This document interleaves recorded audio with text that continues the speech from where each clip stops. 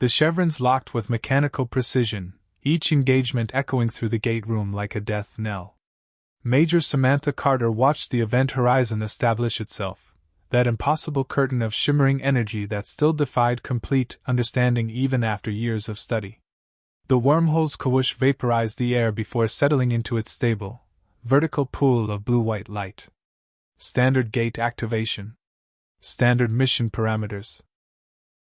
SG-1's return from P3X774, a routine archaeological survey that should have yielded nothing more than another dead ancient outpost and Daniel's excited rambling about linguistic patterns. The first sign something had gone catastrophically wrong came through the radio. "SGC, this is O'Neill. We've got a situation." Jack's voice carried an edge Carter had learned to recognize, the tone that meant someone was probably shooting at them. "We're coming through hot. Seal the gate room and get a medical team standing by." "Understood, SG-1.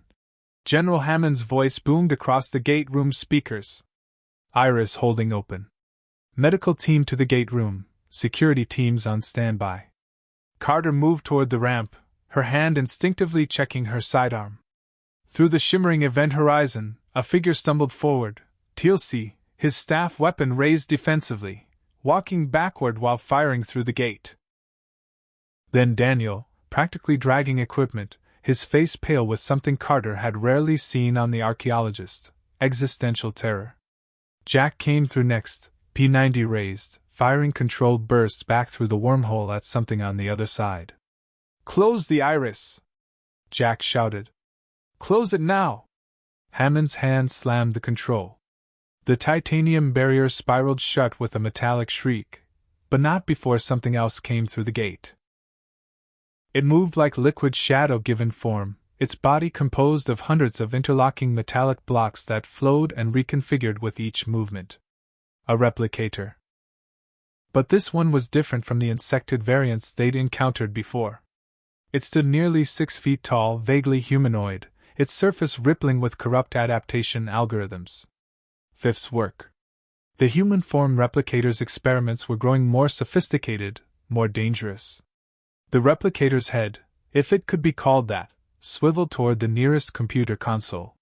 Tendrils of nanite blocks extended from its fingers, reaching for the SGC's systems with predatory intent. Staff weapon fire lit the gate room. Teal'c's blast struck the replicator's center mass, scattering blocks that immediately began reassembling.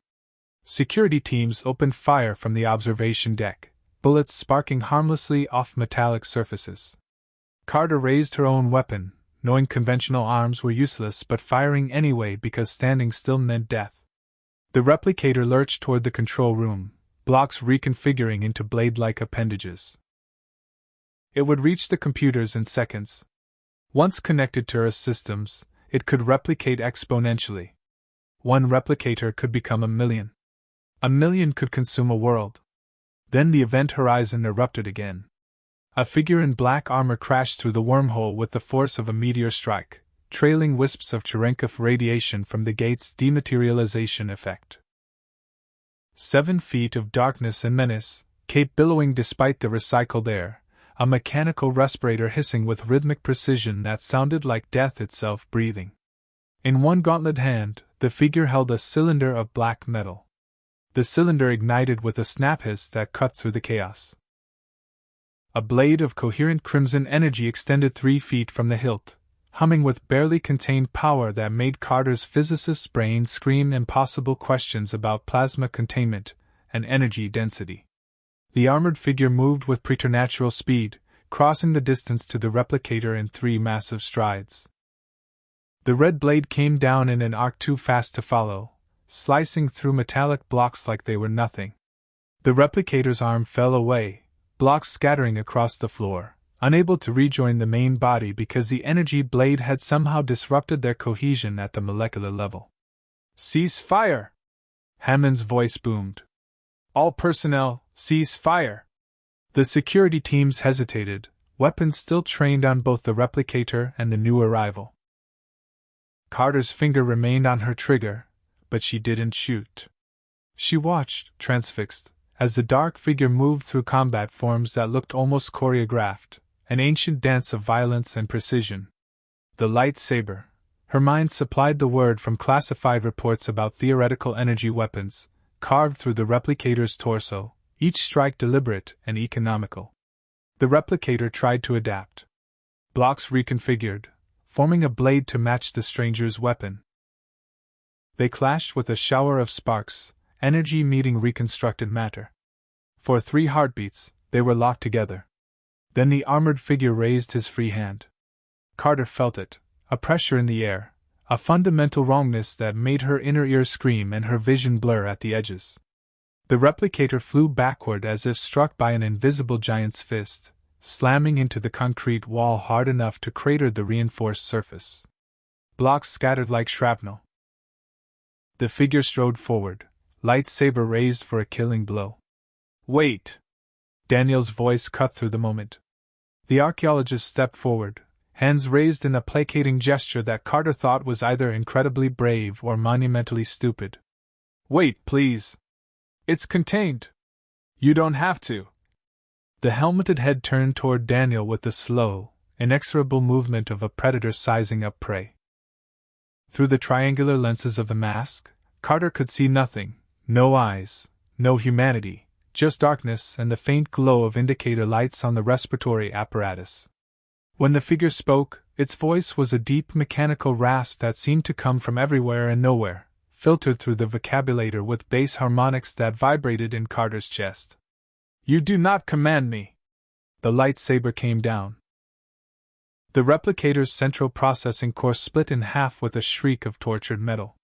Blocks went inert, clattering to the floor in a spreading pool of deactivated machinery. The red blade extinguished with a sharp hiss, plunging the gate room into comparative darkness lit only by emergency lighting and the dying glow of the wormhole as it collapsed behind them. The armored figure stood motionless in the center of the gate room, cape settling around massive shoulders, respirator hissing its mechanical rhythm. 20 guns remained trained on it from the observation deck and strategic positions around the room. Carter's hands had gone slick with sweat inside her tactical gloves. General Hammond's voice came through the speakers, measured and controlled despite the insanity of the last 90 seconds. "Stand down, SG-1. Security teams, maintain positions but do not fire unless I give the order." A pause.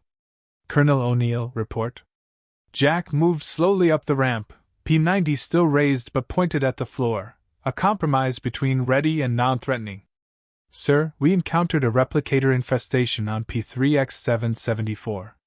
The entire ancient outpost was crawling with them. We were making our way back to the gate when this individual," he gestured at the dark figure with his weapon, "was already there, fighting them. Alone. With that laser sword thing." "Lightsaber," Daniel corrected absently, his eyes never leaving the armored stranger. "The weapon is called a lightsaber. And unless I'm very wrong about the armor configuration, the respirator system, and the cape styling, we're looking at a Sith Lord. Specifically, if the historical records from the ancient database correlate to anything real, we're looking at Darth Vader." The name hung in the recycled air like a curse. The figure's head tilted slightly, an almost curious gesture. "The ancient database." The mechanical voice repeated, each word precisely enunciated despite the vocabulator's distortion. "You have access to the technology of the gate builders." It wasn't a question. Carter's mind raced through tactical calculations and scientific impossibilities. Dimensional breach? Parallel universe convergence? The ancients had experimented with quantum mirrors and alternate realities, but nothing in the database suggested successful interdimensional travel on this scale. And yet here stood someone, from a completely different universe, wielding technology that violated half a dozen known laws of physics and demonstrating abilities that looked uncomfortably like what the ancients might have achieved before ascension. If you want to see more characters enter different universes, hit that subscribe button and drop the name of a character and the universe you'd want to see them in down in the comments below. Indeed. Hammond's voice cut through her analysis. "This is General George Hammond, commander of this facility. You're standing in a classified United States military installation. I need you to power down your weapon and identify yourself immediately. The armored figure stood motionless for a long moment, respirator hissing its steady rhythm. Then, with deliberate slowness, the lightsaber hilt was clipped to a belt beneath the cape. The hands, massive gauntlet things that looked capable of crushing stone, spread slightly in what might have been a gesture of compliance. Or might have been preparation to kill everyone in the room. I am Lord Vader, the mechanical voice intoned. And I require access to your ancient database. Immediately. The interrogation room had been designed with Goa'uld system lords in mind: reinforced walls, energy-dampening fields, multiple security stations with overlapping fields of fire. Carter stood in the observation booth alongside General Hammond, watching through one-way glass as the dark figure sat motionless in the center of the room, cape draped over the chair like a funeral shroud. Teal'c stood guard inside, staff weapon ready, the Jaffa's expression unreadable but his posture suggesting he considered their prisoner the most dangerous being he'd ever encountered. And Teal'c had served Apophis for decades. Biometrics are all over the place, Carter reported, reviewing the sensor data on her tablet. Whatever's inside that armor isn't fully human anymore. I'm detecting cybernetic components integrated with organic tissue. Extensive neural interfacing, artificial respiratory systems, prosthetic limbs. Sir, the technological sophistication is beyond anything we've seen outside of ancient or Asgard construction. And it's not Naquata-based. The power signature is completely foreign. Hammond's jaw tightened. Can our containment hold him? Carter hesitated. Honestly, sir? I don't think so. That telekinetic ability he demonstrated in the gate room. If he can apply that kind of force without touching anything, reinforced walls won't mean much. We're holding him because he's choosing to be held. Wonderful. Jack muttered from his position by the door. He'd refused to leave the observation booth, P90 held across his chest, eyes never leaving the dark figure through the glass. So we've got Robocop meets evil space wizard. He can crush tanks with his mind, and our best containment is that he hasn't decided to kill us yet. Anyone else having a really bad day? Daniel paced the small booth, books and tablets clutched to his chest, everything he'd pulled from the ancient database in the last 30 minutes. The correlations are disturbing. The ancient database contains fragmentary records that match too closely to be coincidence. References to force wielders in a distant galaxy, beings who could manipulate energy fields through consciousness alone. The ancients encountered them millions of years ago, before the Stargate network was even completed. They described them as dangerous, not evil, necessarily, but dangerous in the same way ascension is dangerous. Too much power concentrated in beings still subject to emotion and ego. The ancients were afraid of them? Hammond asked. Cautious, Daniel corrected. The records suggest the Force wielders were heading toward their own version of ascension, but along a different path. More physical, less transcendent. The ancients chose to leave that galaxy alone, to seal off gate addresses that led there. They considered the risk of contamination too high. Through the glass, Vader's helmet turned slightly, as if he could hear them through the soundproofed barrier. Carter felt her skin prickle. Could he sense them somehow? Read their thoughts? The demonstration in the gate room suggested abilities that made Goa'uld hand devices look like parlor tricks. Hammond squared his shoulders. Well, he's here now, and he wants access to our database. Major Carter, assessment. What happens if we give him that access? Carter pulled up a schematic of their ancient repository interface. The database contains the entire recorded knowledge of the ancients. Gate addresses, technological specifications, genetic research, everything they learned over millions of years of evolution and exploration. If he accesses it without the proper genetic markers, the download could kill him. We've seen what happens when a human mind interfaces directly with ancient technology without the ATA gene. Jack nearly died, and his experience with the repository in his head almost. I remember, Major. Hammond interrupted gently. But what if he survives the download? Then he'll know everything the ancients knew, Daniel said quietly. including how to build weapons that can destroy solar systems, manipulate time, create life. Sir, we can't give him that kind of knowledge. Not until we understand what he wants, where he came from, and whether he poses a threat to Earth. He saved our lives, Jack pointed out. In case everyone's forgotten, we were about to become Replicator Chow when Darth Taldark and Scary came through the gate swinging. That replicator was going for the computers. If it had reached them, we'd be having a very different conversation right now. Probably while being assimilated into shiny metal blocks. Colonel O'Neill raises a valid point. Teal's CS voice came through the intercom. The Jaffa had activated the room's communication system without taking his eyes off Vader. Lord Vader demonstrated considerable combat prowess against the replicators. His energy weapon was uniquely effective against their adaptive technology. The blade disrupts their cohesion at a fundamental level. I have never witnessed such decisive victory against replicator forces. Hammond's expression remained neutral, but Carter could see the calculations running behind his eyes. The general hadn't survived decades of military service by ignoring tactical opportunities, even when they came wrapped in 7 feet of ominous black armor. All right, Hammond said. I'm going in. Major Carter, you're with me. Colonel, stay here with Daniel and maintain overwatch. If this goes sideways, seal the room and flood it with everything we've got. And if that doesn't work? Jack asked. Then we'll find out whether the self-destruct can take him out. Hammond's tone suggested he didn't think it could. Carter followed the general through the security checkpoint and into the interrogation room proper.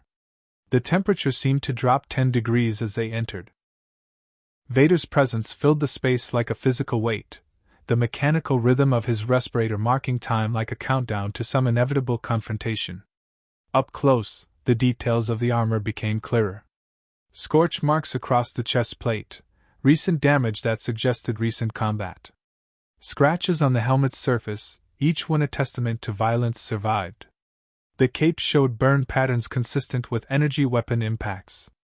This wasn't ceremonial armor. This was a war machine, and it had seen extensive use. Hammond took the seat across from Vader, placing his hands flat on the table in a gesture of openness. Carter stood to his right, tablet ready, sensors actively scanning despite knowing most of their technology would be useless against whatever this being truly was. Lord Vader, Hammond began, his voice carrying the authority of a man who'd negotiated with Goa'uld system lords and lived to tell about it. You're asking for access to classified technology and information that could pose a significant threat to Earth's security. Before we can even consider such a request, I need you to answer some questions. Starting with, how did you get here? The helmet tilted slightly, lenses reflecting the overhead lights like the eyes of some mechanical predator. When Vader spoke, his voice carried a weight that suggested he was unaccustomed to being questioned, and deeply unused to needing anything from anyone. I was subjected to an experiment, Vader said, each word emerging from the vocabulator with precise enunciation. My master sought to breach the barriers between dimensions, to expand his dominion beyond the known galaxy. I was the instrument of that experiment. The test subject.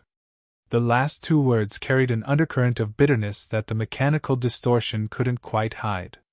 The process intersected with your Stargate activation.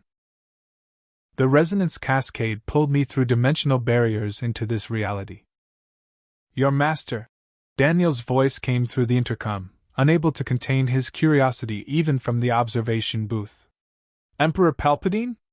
The Sith Lord who corrupted the Republic and established a galactic empire through manipulation and the dark side of the Force?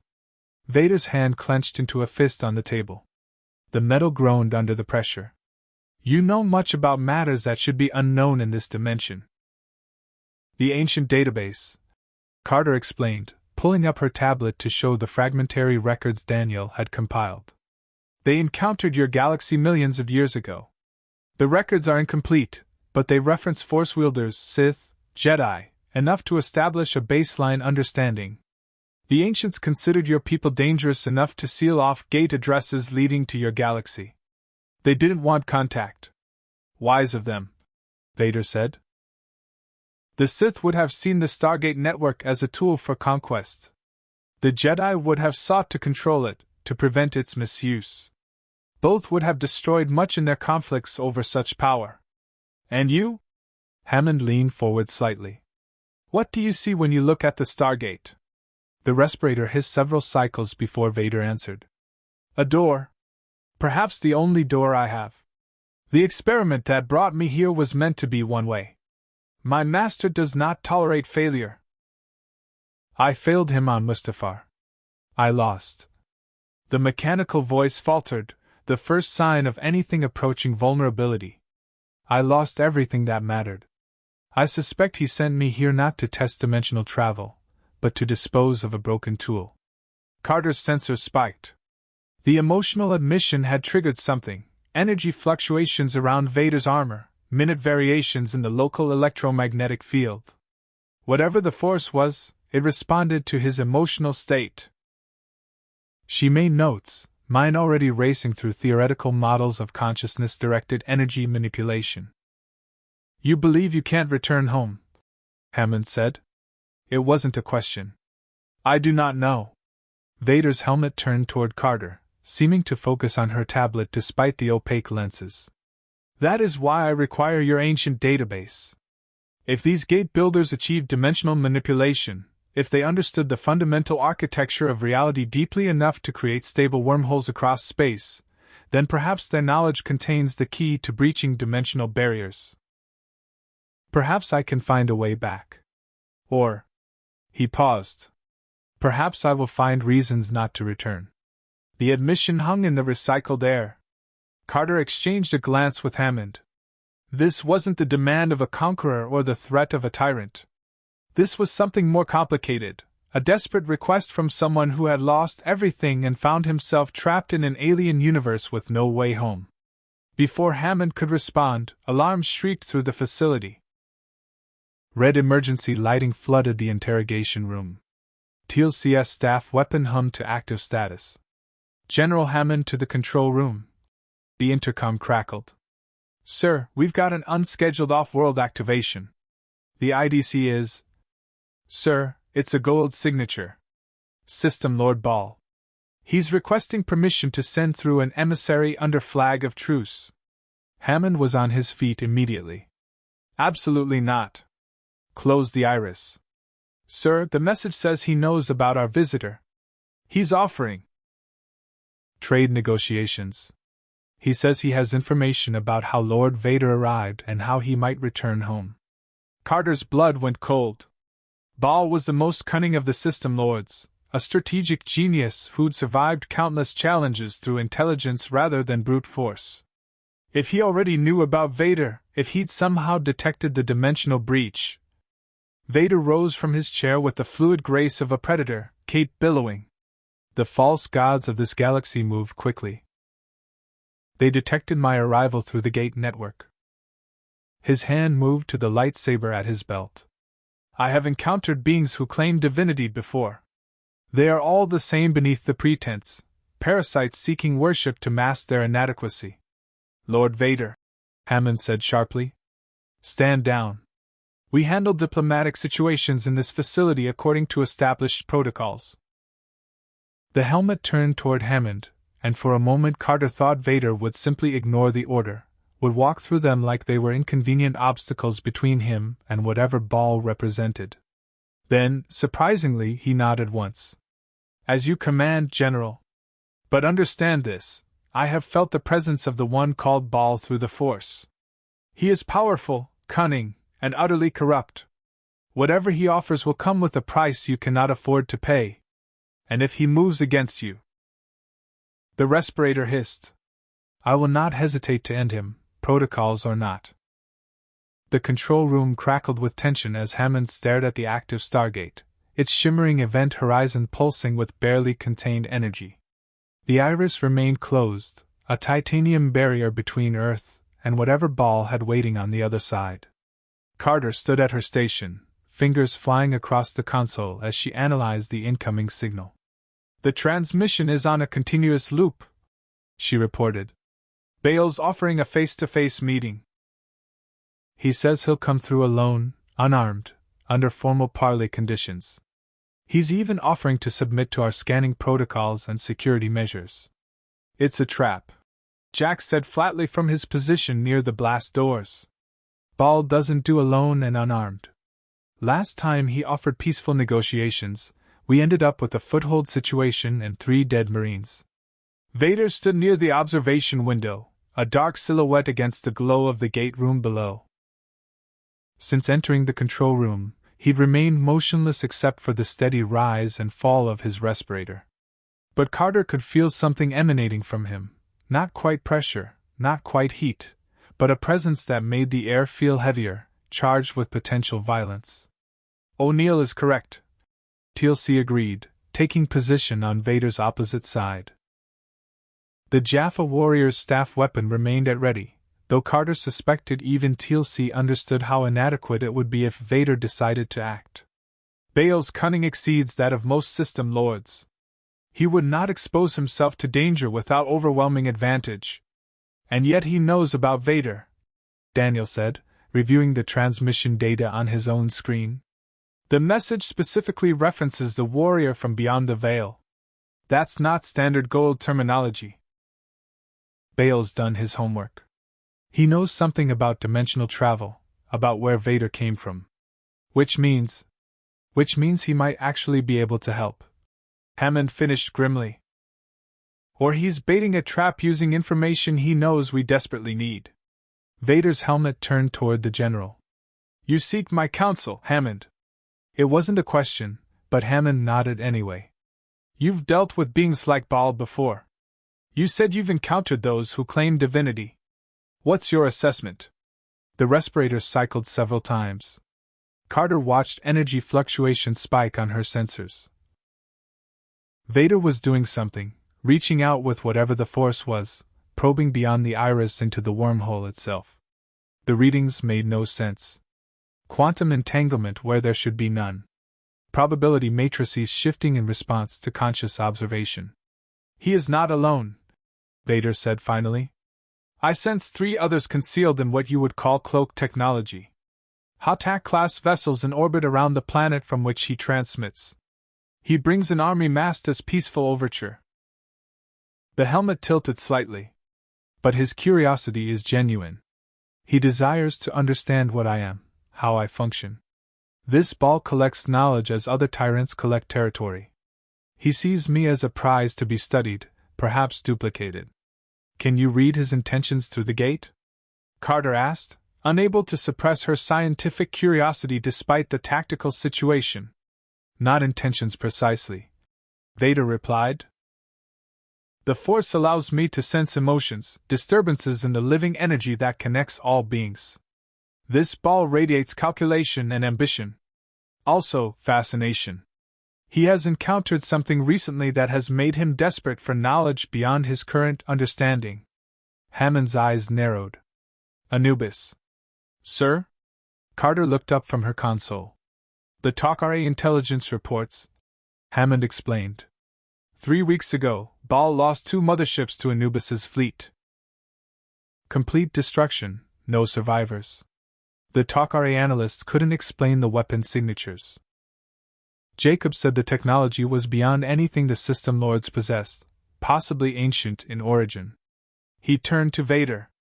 If Bael's running scared from Anubis, and he's just detected a dimensional traveler with unknown capabilities. He seeks an alliance. Vader finished.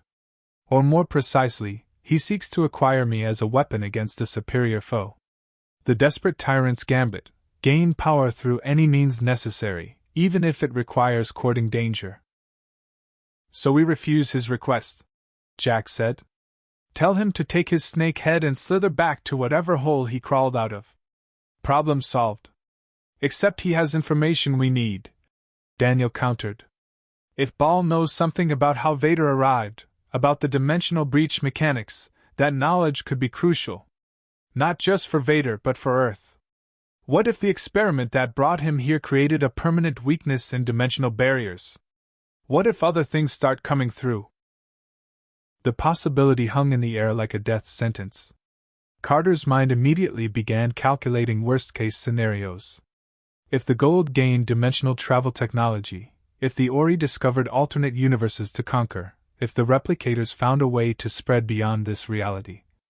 Major Carter, Hammond said quietly. Your assessment. Can we safely bring Ball through under controlled conditions? Carter pulled up the security protocols they'd developed after multiple Goa'uld infiltration attempts. We can scan for Naquata signatures, check for symbiote presence, use EM dampening fields to prevent remote detonation of any concealed devices. We could contain him in the holding cell with Vader. She caught herself. Actually, that might be our best security measure. If Ball tries anything, Vader neutralizes him before he can activate any backup plans. You propose using me as your guard dog. Vader's mechanical voice carried an edge that made the temperature seem to drop. How pragmatic. I propose recognizing that you have abilities our normal security measures lack. Carter replied, meeting the dark lenses of his helmet without flinching. You can sense deception, detect concealed threats, and neutralize a Goa'uld faster than any weapon we possess. That's not an insult, Lord Vader. That's a tactical assessment. The respirator hissed several cycles. Then, to Carter's surprise, Vader's helmet inclined slightly, almost a nod of respect. You think like a soldier, Major Carter. Very well. I will serve as your deterrent. But understand this, if Ball moves against you, I will end him permanently. No capture, no interrogation, no mercy. The Sith do not leave enemies alive to strike again. That's gonna be a problem. Jack muttered.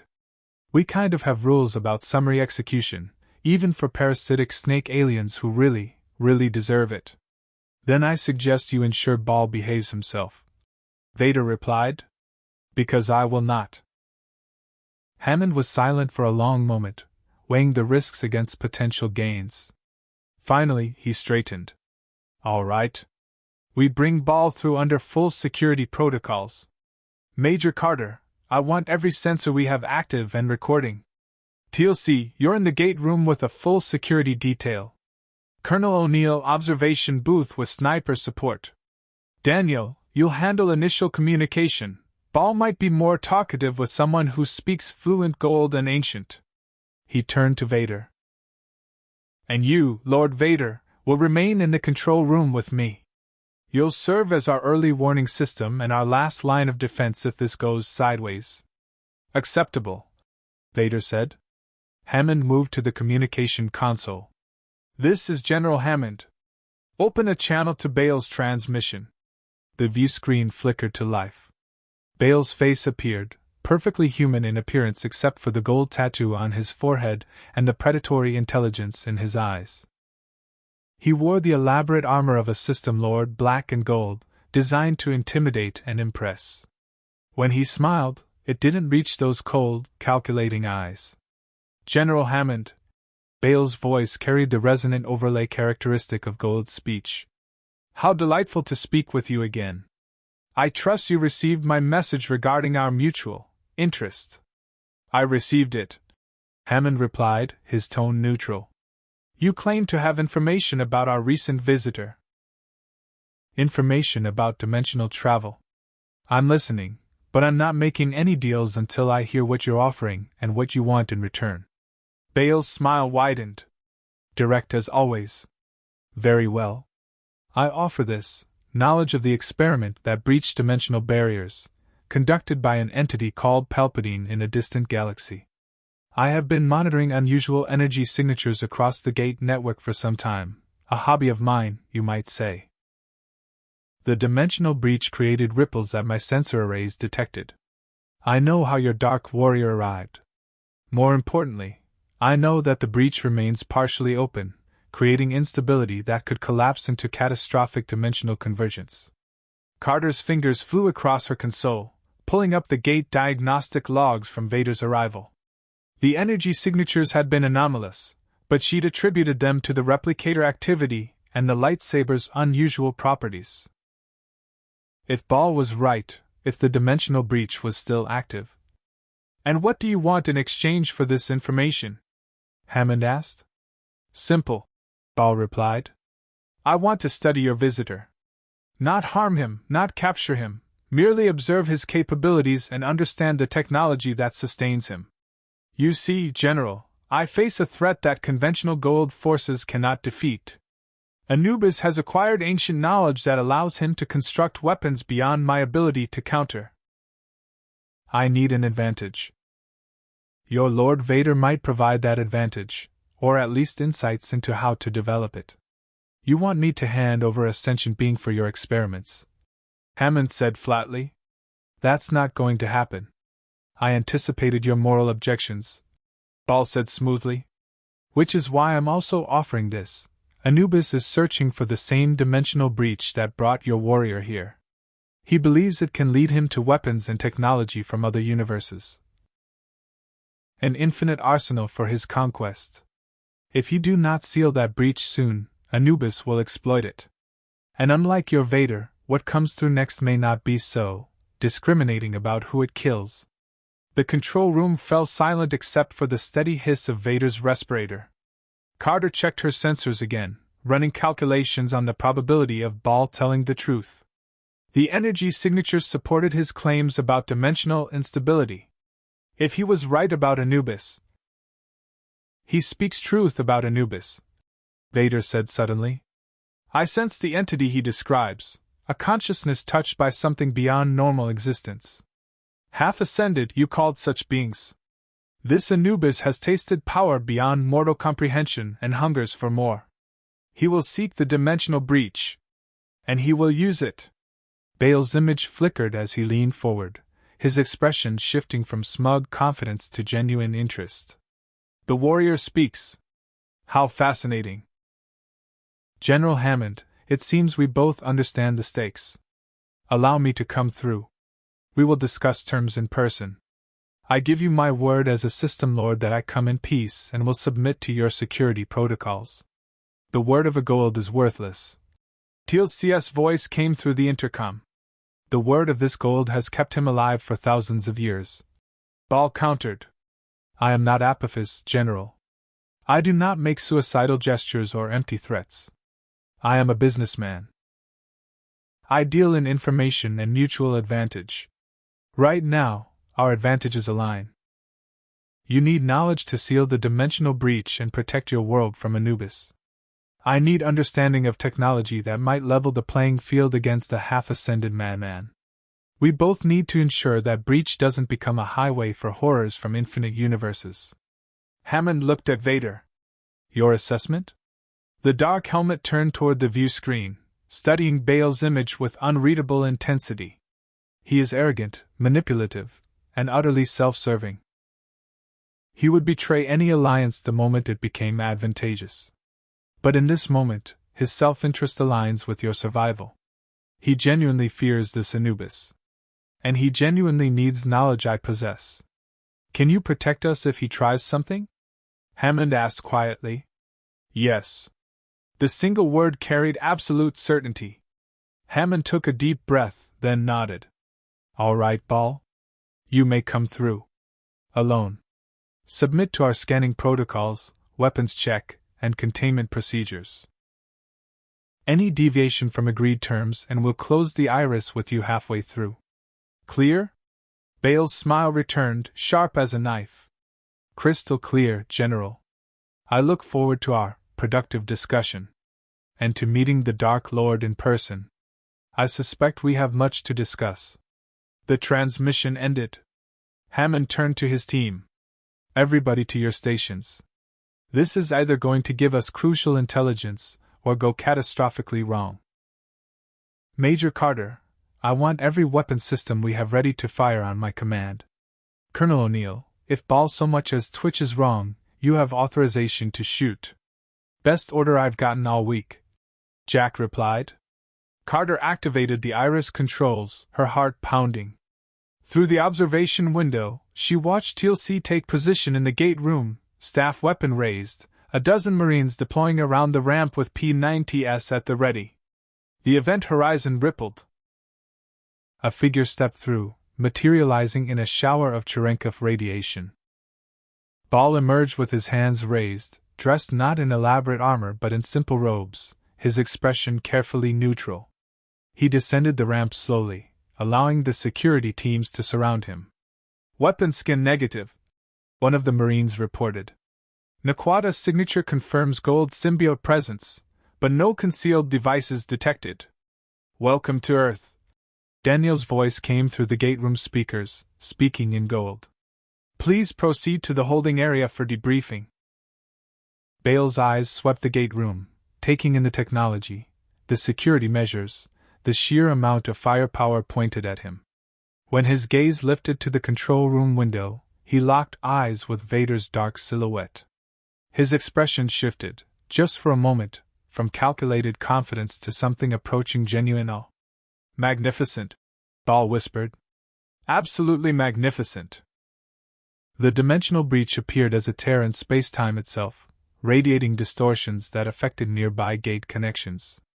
This is what your arrival created, Lord Vader, Ball explained, manipulating the hologram to zoom in on the breach. A wound in reality, sustained by the interaction between your Emperor's Sith alchemy and the Stargate's wormhole physics. The breach connects your universe to ours at a quantum level. It's unstable, fluctuating, but it hasn't closed. According to my calculations, it's actually growing, approximately 0.03% per day. Carter's fingers flew across her console, recording the data and running her own calculations. That's a catastrophic expansion rate. At that speed, within 6 months the breach could destabilize gate travel across multiple sectors. Within a year, it could create cascading dimensional failures. Precisely, Major Carter, Ball said, nodding appreciatively. Your astrophysics expertise is well-deserved, I see. The breach must be sealed, or it will eventually consume entire sections of space-time. But here's where our mutual problem becomes more complicated. He manipulated the hologram again. New elements appeared, sensor readings, energy signatures, ship movements. A fleet of Hatak vessels, far more numerous than any single system Lord should command, converging on the breach's approximate location. Anubis, TLC said quietly. Indeed, Ball confirmed. My former ally has become problematic. His partial ascension has given him insights into ancient technology that the rest of us cannot match. He's built weapons that can destroy motherships in seconds, shields that our standard armaments cannot penetrate. 3 weeks ago, he demonstrated this superiority by obliterating my forces at Tartarus. I lost 2 motherships and 5,000 Jaffa in under 10 minutes. And now he's interested in the dimensional breach. Daniel's voice came through the intercom. He thinks it's an ancient device or phenomenon he can exploit. Worse, Ball said. He believes it's a gateway to infinite power. Anubis has been searching for anything that might allow him to complete his ascension, to bypass the limitations the others placed on him when they cast him down. A stable dimensional breach could give him access to technologies and energies from countless universes.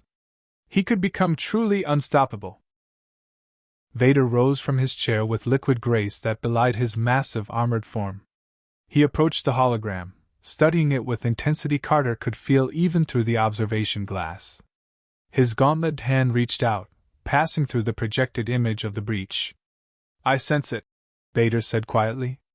Even here, through walls and distance. A wound in the Force, a tear in the fabric of reality itself. It pulls at me. Calls to me. The helmet turned toward Ball. You are correct about its instability. I feel it growing, spreading like corruption through healthy tissue. If left unchecked, it will consume everything. Can you close it? Hammond asked through the intercom. Perhaps, Vader replied. But I would need to understand the mechanism by which it was created. The Sith alchemy my master used, combined with your Stargate's wormhole technology. He turned to Carter's observation station, seeming to look directly at her through the glass and walls. Major Carter. You study ancient technology. Have you encountered references to dimensional manipulation in your database? Carter pulled up the relevant files. The ancients experimented with quantum mirrors, devices that allowed viewing and limited travel between parallel realities. But they abandoned the research after several catastrophic incidents. Their records suggest that maintaining stable dimensional connections requires energy expenditures that would drain a ZPM in hours. Unless you have a power source that transcends conventional physics. Ball finished. Something like, say, the Force? He looked at Vader with renewed interest. Your abilities operate on principles our technology cannot replicate. Consciousness directing energy, will made manifest, emotion channeled into physical force. The ancients achieved something similar through ascension, but your path is different. More raw, more immediate. You wish to study me? Vader said. It wasn't a question. To understand the Force, to replicate it perhaps. To give yourself an advantage against Anubis. Can you blame me? Ball spread his hands. I am outmatched technologically. Anubis has ancient knowledge I cannot access. But if I could understand the principles behind your abilities, perhaps develop technology that mimics or enhances them. He smiled. I might survive. And survival, Lord Vader, is the game we're all playing. The Sith do not share their power. Vader replied coldly. Even when it serves your interests? Ball countered. You want to seal the dimensional breach. I have the sensor data and calculations needed to locate it precisely, information your new allies lack. You want to understand how you arrived here, to determine if return is possible. I have been monitoring the breach since it formed. My data could provide those answers. He leaned back in his chair. And perhaps most importantly, you want to prevent this Anubis from exploiting the breach to gain power that could threaten whatever remains of your universe should you find a way to return. I want to ensure he doesn't use that breach to become an unkillable god. Our objectives align. Carter watched Vader process this. The Dark Lord stood motionless, cape hanging like a shroud, respirator marking time. She could see energy fluctuations on her sensors. Vader was using the Force, probing Baal's intentions, measuring the truth of his words. You fear Anubis, Vader said finally. Genuinely fear him. I sense it beneath your confidence and calculation. He has hurt you, diminished you, and you cannot abide being anything less than supreme. Your pride demands his defeat almost as much as your survival instinct. Baal's smile tightened almost imperceptibly. You read me well. Yes, I fear him. Any rational being would. And yes, my pride demands retribution. But fear and pride are excellent motivators, Lord Vader. They ensure I will commit fully to this alliance. I need you. And whether you admit it or not, you need me. Hammond's voice cut through the tension. Ball, you've made your case for why we should work together. Now tell us what you actually want. Specifically. 3 things, Ball replied, raising fingers as he counted. First, access to Lord Vader for scientific observation, non-invasive, purely sensor-based analysis of his Force abilities and cybernetic systems. I want to understand the principles, not steal the power. Second, cooperation in locating and sealing the dimensional breach before Anubis can exploit it. Third, and this is non-negotiable, when we confront Anubis at the breach site, and we will have to confront him, I want assurances that Lord Vader will use his abilities to maximum effect. No holding back, no moral qualms about killing a Goa'uld. I've seen what he did to that replicator. I need that level of ruthless efficiency directed at Anubis. You want me to assassinate your rival, Vader said. I want you to eliminate a threat to multiple universes, Ball corrected. The fact that it serves my political interests is merely convenient. Jack's voice came through. And what do we get out of this deal? Besides the privilege of helping a snakehead with his Goa'uld Game of Thrones problems? Ball pulled another device from his robes, a data crystal, which he placed on the table. Complete sensor logs from the breach formation, including energy signatures that might allow Major Carter to develop a closing mechanism.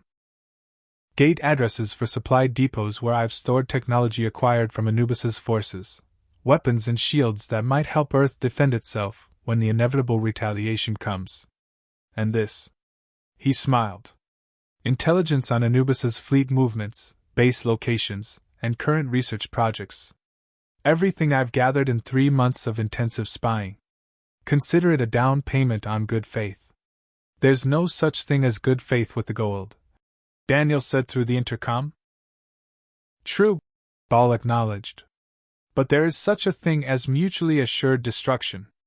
If I betray you, Lord Vader kills me. If you betray me, Anubis wins and we all lose. The incentive structure is elegantly simple. Vader turned to face the observation window. General Hammond. Your decision. Carter could almost feel Hammond's internal struggle through the glass. Alliance with a system lord was dangerous on multiple levels: political, tactical, moral. But Baal's information could be invaluable. And if Anubis really was moving on the dimensional breach, we need to verify his data first, Hammond said. Major Carter, analyze that crystal. Colonel O'Neill, coordinate with TLC and the Takare. I want independent confirmation of Baal's intelligence on Anubis's movements. Daniel, review everything we have on dimensional breach theory from the ancient database. A pause. Lord Vader, I'm placing you in tactical command of this operation. If we proceed with Baal's plan, you'll be our primary asset against Anubis. I need to know you can work within our operational parameters. Your concern is that I will kill indiscriminately, Vader said. My concern is that you'll do what you think is necessary without regard for our rules of engagement, Hammond replied. We have protocols, even in combat. We try to minimize casualties, avoid civilian deaths, follow the laws of armed conflict.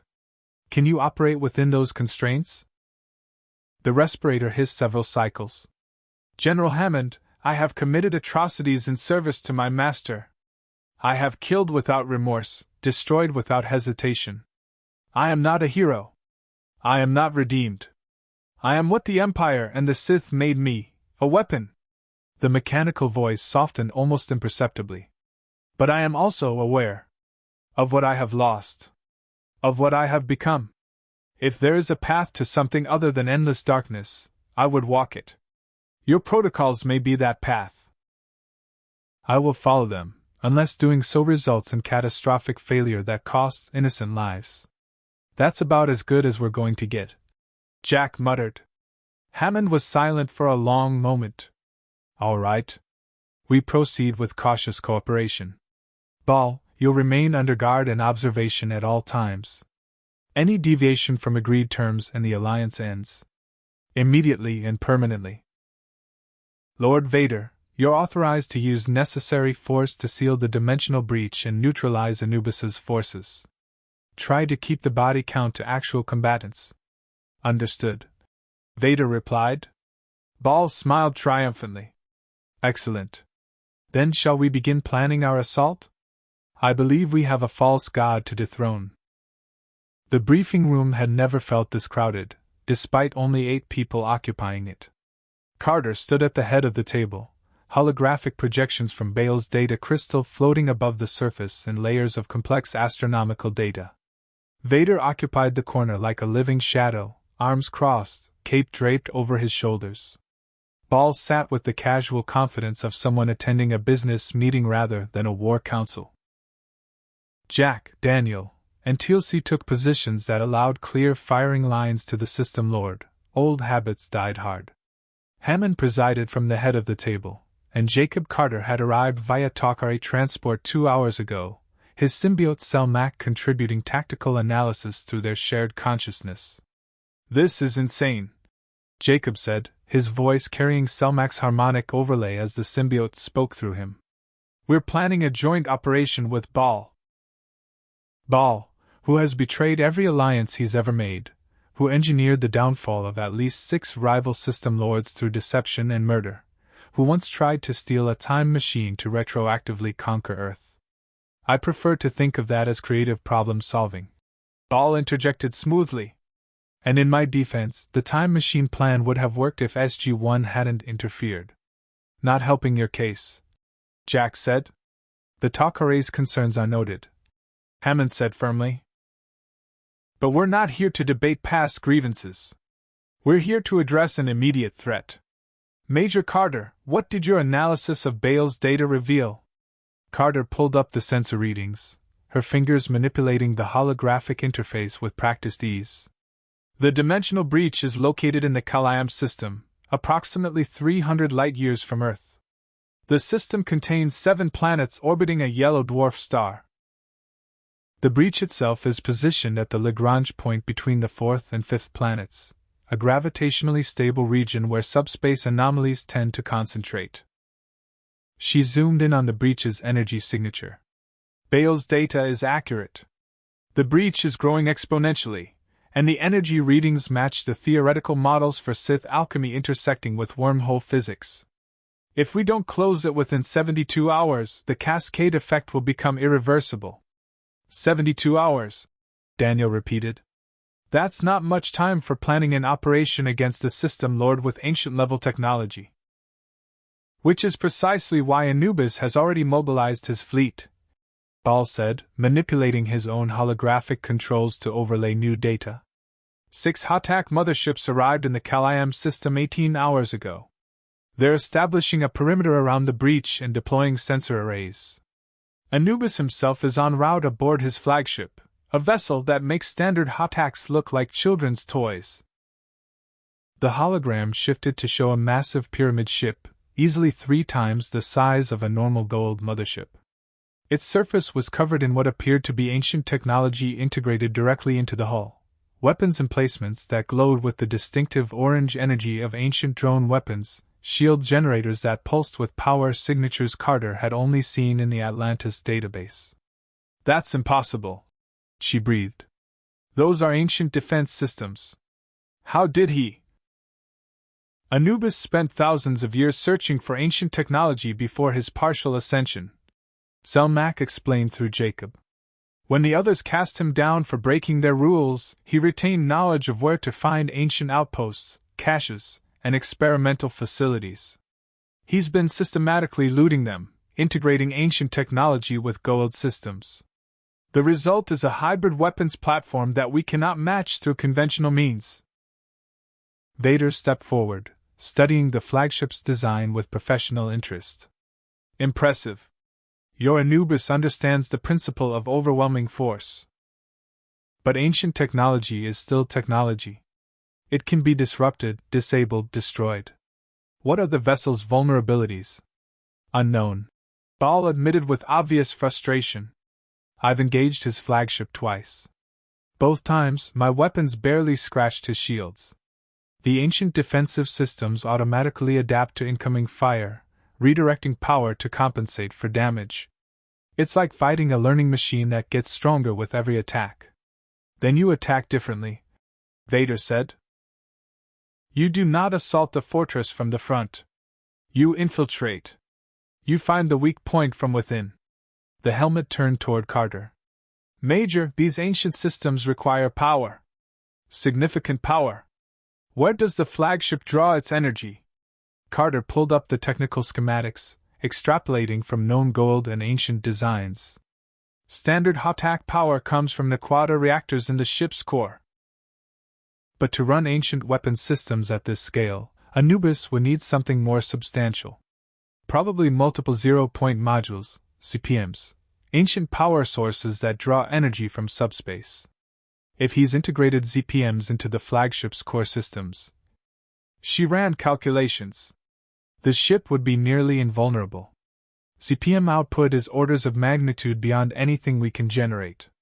But ZPMs can be depleted, Daniel said, catching on. The ancients abandoned them when they ascended because the modules eventually run dry.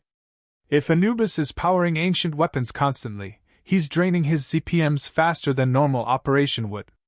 Precisely, Vader said. Force him to expend energy. Make him use his weapons, strain his shields, burn through his reserves.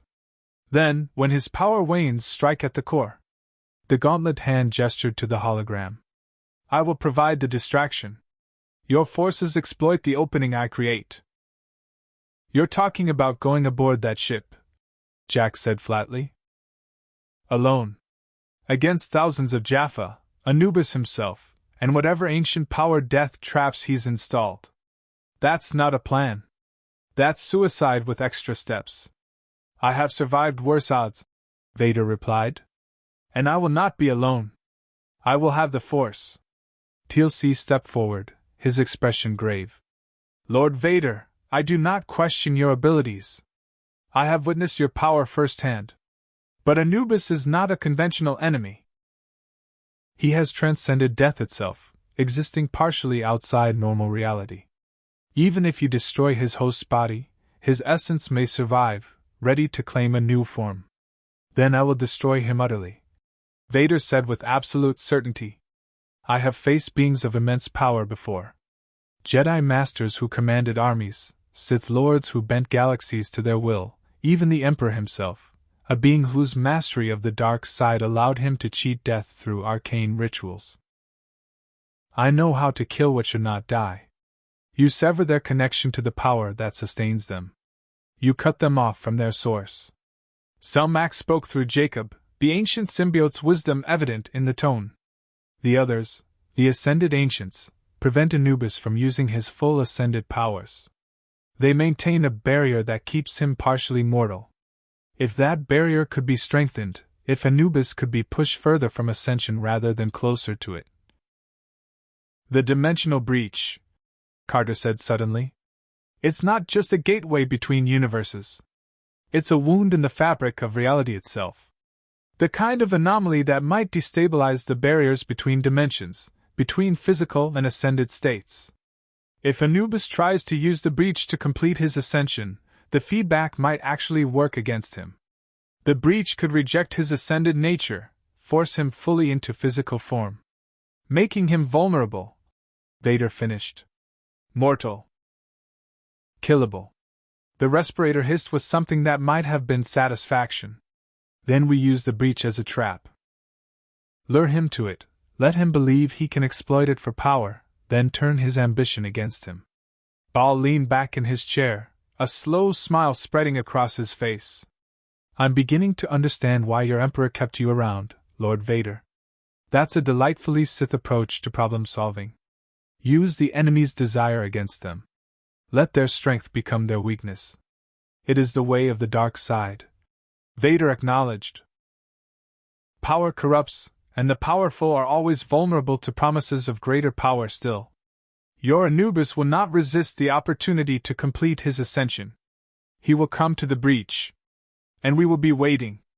Hammond studied the tactical display, his expression thoughtful. We'll need ground forces to secure the breach site while Vader engages Anubis. If the flagship deploys Jaffa to the planet's surface, we'll be outnumbered 10-1 at minimum. The Takare can provide support, Jacob offered.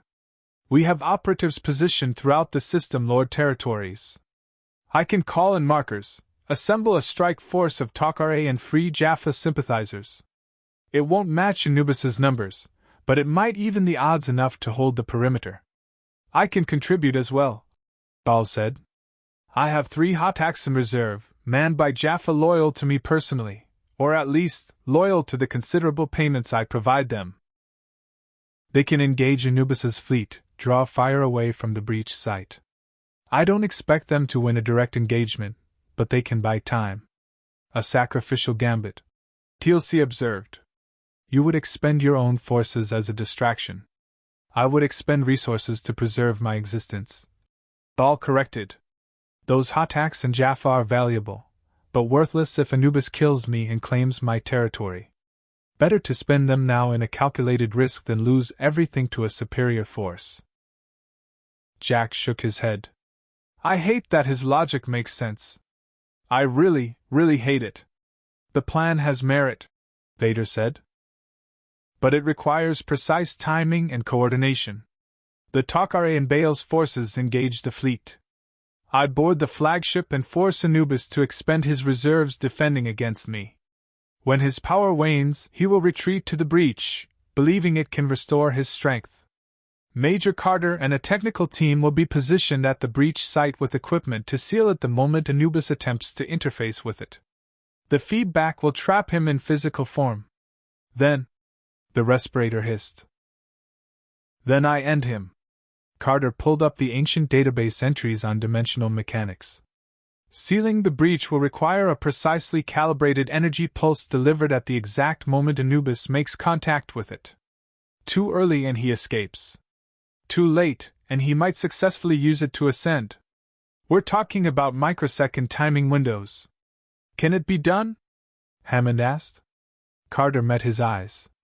Theoretically, yes. We need to build a device that can interface with both the dimensional breach and the Stargate network. Use the gate as an energy conduit to deliver the sealing pulse. I'd need access to an aquata reactor, ancient power cells, and about 48 hours of uninterrupted lab time. She paused. And I'd need Bale's technical specifications on the breach's quantum signature. Without those, I'm flying blind. Ball produced another data crystal from his robes. Already prepared, Major. I anticipated your requirements. Consider it a gesture of good faith. More like a gesture of enlightened self-interest. Daniel muttered. Is there a difference? Ball asked cheerfully. Hammond stood, signaling the end of debate. All right. Here's how we proceed. Major Carter, you have 48 hours to build your breach sealing device. Use whatever resources you need, raid our ancient technology storage if necessary. Colonel O'Neill, you'll command the ground forces at the breach site. Coordinate with Jacob and the Takare on free Jaffa reinforcements. Teal'c, I want you liaising with Bale's forces. Make sure they understand our operational security, and don't try any surprises. He turned to Vader. Lord Vader, you'll have tactical autonomy once the operation begins. I'm trusting you to neutralize Anubis and his flagship. Can you do this? Yes, Vader said simply. One more thing. Hammond added. This operation cannot become a massacre. We're targeting Anubis and his command structure, not slaughtering every Jaffa in his service. Many of them are slaves forced to serve through the threat of symbiote removal and death. If there's an opportunity to offer quarter, to let them retreat or surrender, I want that option on the table. Vader was silent for several respirator cycles. When he spoke, his voice carried an undertone Carter couldn't quite identify. Regret? Self-awareness? I understand your moral position, General. I will endeavor to minimize unnecessary casualties. But understand this. If I must choose between mercy and mission success, between sparing lives and sealing the breach, I will choose the mission. Every time. Without hesitation. I wouldn't expect anything else. Hammond replied. Just remember that unnecessary killing is often tactically inefficient. Dead enemies can't retreat, can't spread fear among their allies, can't choose to defect to your side. Sometimes, Lord Vader, mercy is the more effective weapon. The dark helmet tilted slightly, as if considering this novel perspective. An interesting philosophy. We shall see if reality supports it. Ball stood, straightening his robes. Well, this has been delightfully productive. Shall we synchronize our timelines? I'll need 6 hours to position my fleet and coordinate with my Jaffa commanders. The Takari will require similar time to assemble their forces. That gives Major Carter approximately 42 hours for her device, with 6 hours remaining for final preparations and deployment. Agreed, Hammond said. We move in 48 hours. Everyone to your assignments. Dismissed. The team dispersed, each member heading toward their respective tasks. Carter gathered her data crystals, mind already racing through the technical challenges ahead. As she turned to leave, she found Vader blocking her path, the massive armored figure looming like a wall of darkness. Major Carter, the mechanical voice said quietly, your device must succeed. If the breach is not sealed, if Anubis escapes through it to other dimensions. The respirator hissed. I have seen what happens when beings of immense power gain access to infinite resources. The Emperor would have used such power to enslave entire galaxies. Anubis would do the same, but across infinite realities. The stakes are higher than your general understands. Carter met the dark lenses of his helmet without flinching. I understand the stakes, Lord Vader. And I don't fail. Not when Earth's survival depends on success. She paused. But I need to ask you something. When you face Anubis, when you're trying to kill a partially ascended being, what if it's not possible? What if he's truly unkillable in any conventional sense? The helmet tilted slightly. Then I will find an unconventional way. The Force is not bound by the limitations of technology or physics. It is the connection between all living things, the energy that flows through reality itself. If Anubis exists partially outside normal reality, then I will reach into that space and drag him back. And if that fails, the respirator hissed, then I will seal the breach with both of us inside it. Better to be trapped in dimensional limbo than allow him to threaten infinite universes. You'd sacrifice yourself, Carter said. It wasn't a question. I have nothing to return to, Vader replied. My master discarded me. My wife is dead. My children. The mechanical voice faltered almost imperceptibly. I failed them in every way that mattered. If my death can prevent catastrophe, it would be the first meaningful act I have committed since Mustafar. Before Carter could respond, Vader turned and strode from the briefing room, Kate billowing behind him like the shadow of death itself. Jacob appeared at her shoulder, Selmac's voice emerging. That is a very dangerous man, Sam. I know, Dad, Carter replied quietly. But right now, he might be exactly the kind of dangerous we need. 40 hours later, Carter's lab looked like a battlefield of ancient technology and improvised engineering. Components from 3 different Naquadah reactors lay disassembled across workbenches. Ancient power cells, liberated from storage with Hammond's authorization, glowed with faint blue energy as she carefully integrated them into the device's power distribution matrix. Coffee cups formed a small monument to sleep deprivation in the corner. Her hands trembled slightly as she soldered quantum-entangled crystals into the dimensional interface array, each connection requiring precision measured in angstroms. Remind me again why we're building a doomsday weapon on a 48-hour deadline, Daniel asked from the doorway, carrying fresh coffee and what looked like sandwiches from the commissary. It's not a doomsday weapon, Carter replied without looking up from her work. It's a dimensional breach-sealing device with catastrophic feedback potential if Anubis tries to interface with it mid-closure. Completely different category. Right. So much better. Daniel set the coffee within reach and pulled up a stool. How's it going? Honestly? Better than expected. Carter carefully locked the crystal array into place and checked the power flow readings. Bale's data was incredibly detailed, almost suspiciously so. The quantum signatures matched theoretical models I've been developing since we encountered the quantum mirror. If I can just stabilize the feedback loop and prevent premature energy discharge. She made a minute adjustment to the containment field generator. There. That should hold. The device hummed to life, a cylinder approximately 2 feet tall and 1 foot in diameter, covered in ancient glyphs that glowed with soft blue light. Energy arced between connection points in controlled bursts, each pulse synchronized with mathematical precision. It's beautiful, Daniel said, in a terrifying sort of way. It'll be more beautiful when it doesn't explode during field testing, Carter muttered. She ran diagnostics, watching data stream across her monitor. Power distribution stable. Quantum entanglement, holding at 97% coherence. Dimensional interface, active and responsive. Okay. Time for the moment of truth. She activated the test protocol. The device's hum increased in frequency, energy building toward critical threshold. The ancient glyphs blazed brighter. For 3 seconds, Carter held her breath as exotic matter containment fields strained against forces that wanted to tear holes in local space-time.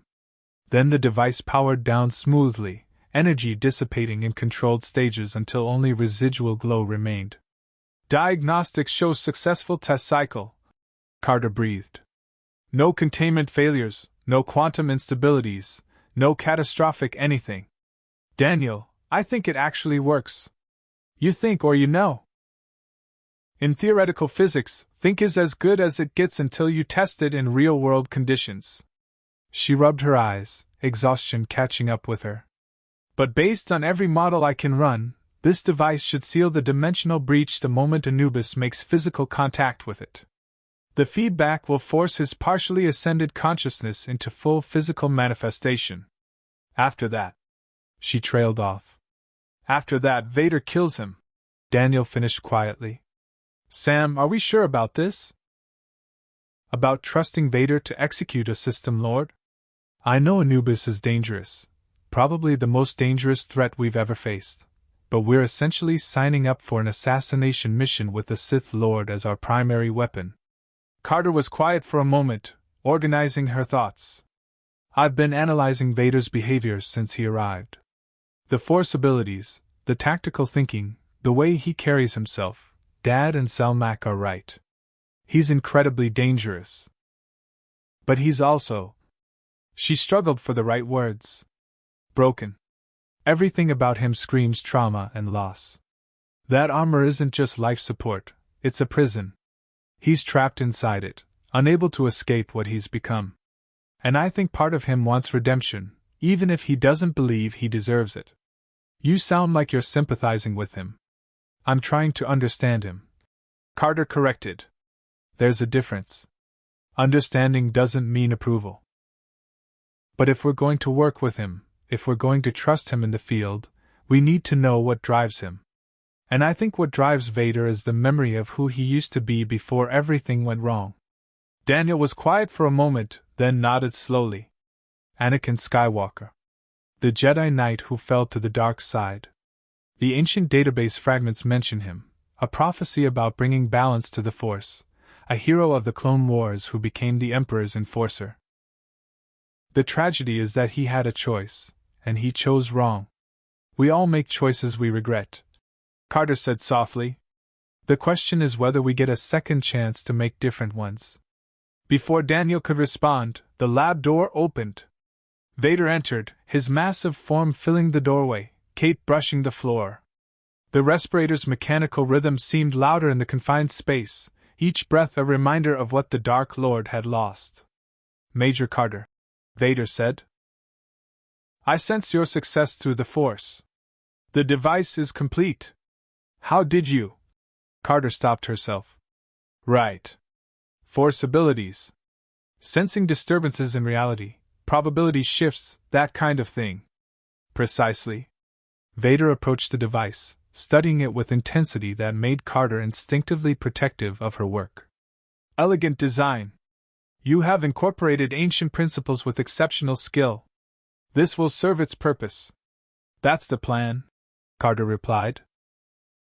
Though I should warn you, the feedback effect when Anubis interfaces with it will be violent. Dimensional energy releasing in an uncontrolled burst, quantum fields collapsing, space-time literally snapping back into stable configuration. Anyone within 50 meters is going to feel it. I will be within 50 meters, Vader observed. I know. That's what worries me.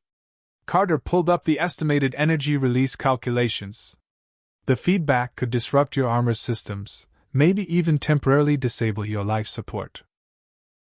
And if the Force operates on principles connected to dimensional energy fields, the collapse might affect your abilities too. Vader was silent for several respirator cycles, studying the data with what seemed like professional interest rather than concern. Your worry is noted, Major. But unnecessary. I have endured worse than dimensional feedback. On Mustafar, I burned in lava while my body failed around me. The agony was transcendent. It taught me that pain is merely another form of sensation, and sensation can be controlled through the Force. The helmet turned toward her. Whatever this device inflicts, I will survive it long enough to complete the mission. That's not exactly reassuring, Daniel muttered. It is not meant to be reassuring, Vader replied. It is meant to be honest. You have placed me in tactical command of neutralizing Anubis. I will fulfill that duty, regardless of personal cost. That is what soldiers do. Carter felt an unexpected pang of sympathy. Vader spoke about his own death or injury with the same detachment most people use to discuss weather patterns. A lifetime of trauma and conditioning had left him viewing himself as a tool to be expended, not a person to be preserved.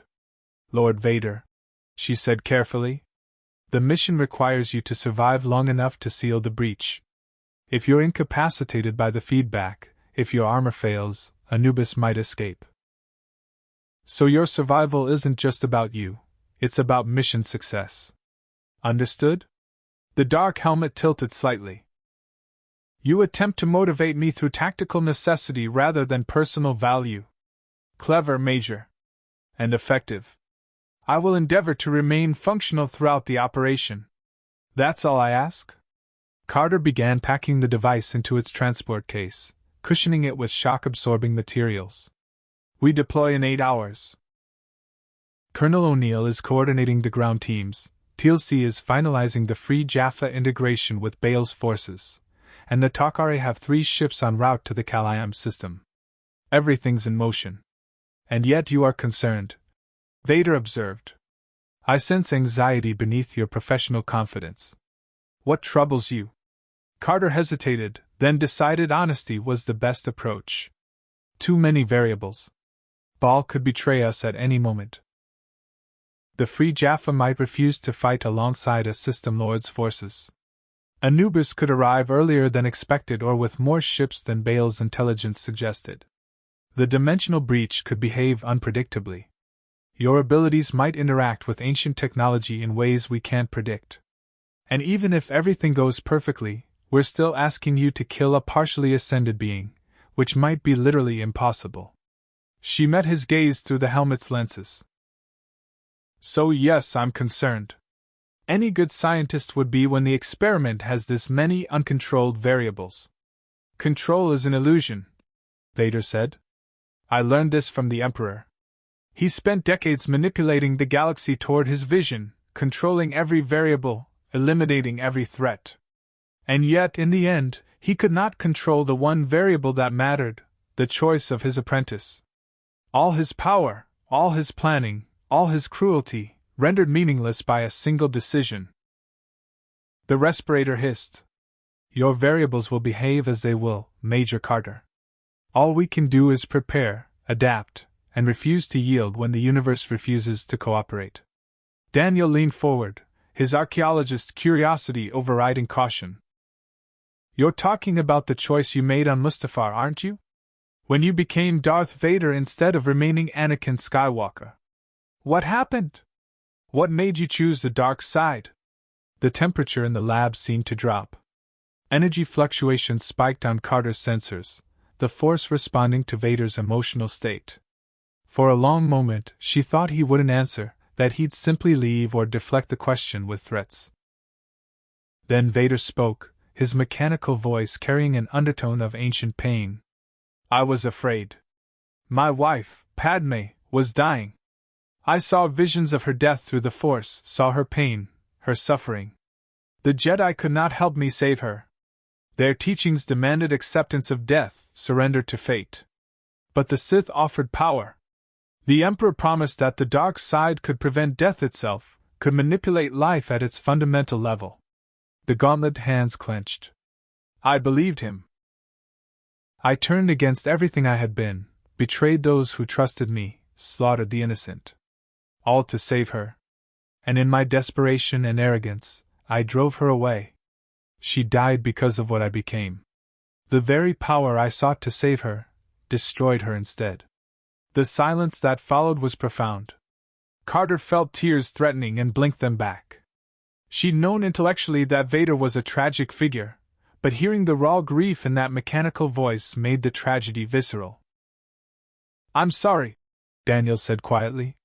I know those words don't help, but I'm sorry. Loss like that, it breaks something fundamental. I lost my wife too. Shari. The Goa'uld took her, and I spent years trying to save her. In the end I failed. She died because I couldn't protect her from what she'd become. Vader's helmet turned toward Daniel, lenses reflecting the lab's fluorescent lights. Then you understand. The burden of failure. The knowledge that your inadequacy cost the person you loved most. It is a weight that never lightens, Dr. Jackson. It is simply something you learn to carry. Or something you use to make different choices, Daniel replied. After Shari died, I could have let the grief consume me. Part of me wanted to. But I chose to keep going, to keep fighting, to honor her memory by trying to make the galaxy a better place.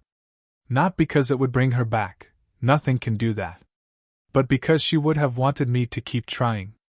And if I told you that the ancient technology in this facility could have saved her? Vader asked. That the healing chambers and medical knowledge of the gate builders could have prevented her death? What would you sacrifice to access that power? Daniel met Vader's gaze steadily. I'd like to think I wouldn't sacrifice my principles. That I'd find another way. But honestly? I don't know. Grief makes us desperate. It makes us willing to burn the world just to feel warmth again. I understand why you fell, Lord Vader. I understand the choice you made. I just hope you understand that you can make different choices now. Carter's console beeped, an incoming transmission. She activated the display, grateful for the interruption before the emotional weight in the room became unbearable. Jack's face appeared, looking considerably more stressed than usual. Carter, we've got a problem. Bale's fleet just reported early activity in the Calayam system. Anubis isn't waiting for us to make the first move. He's already at the breach site, deploying ground forces and establishing defensive positions. We need to accelerate the timeline. Can your device deploy early? It's ready now, Carter replied. But if we engage before we've finalized the coordination with the Free Jaffa and Takare forces. We engage undermanned or we engage against entrenched positions with time for Anubis to study the breach, Jack interrupted. Neither option is great, but at least with early deployment we maintain some initiative. Hammond's given the go order. We move in 2 hours. Get the device to the gate room and prep for immediate deployment. The transmission ended. Carter looked at Vader, then at Daniel, then at the device that would either save multiple universes or catastrophically fail at the worst possible moment. Well, she said, forcing professional calm into her voice. I guess we're doing this now. Lord Vader, I hope you're ready. I am always ready, Major Carter, Vader replied. The question is whether this universe is ready for what comes next. He turned and strode from the lab, cape billowing like a promise of violence to come. Daniel looked at Carter. He's really going to do it. He's going to board Anubis's flagship alone and try to kill a partially ascended being through sheer determination and force powers.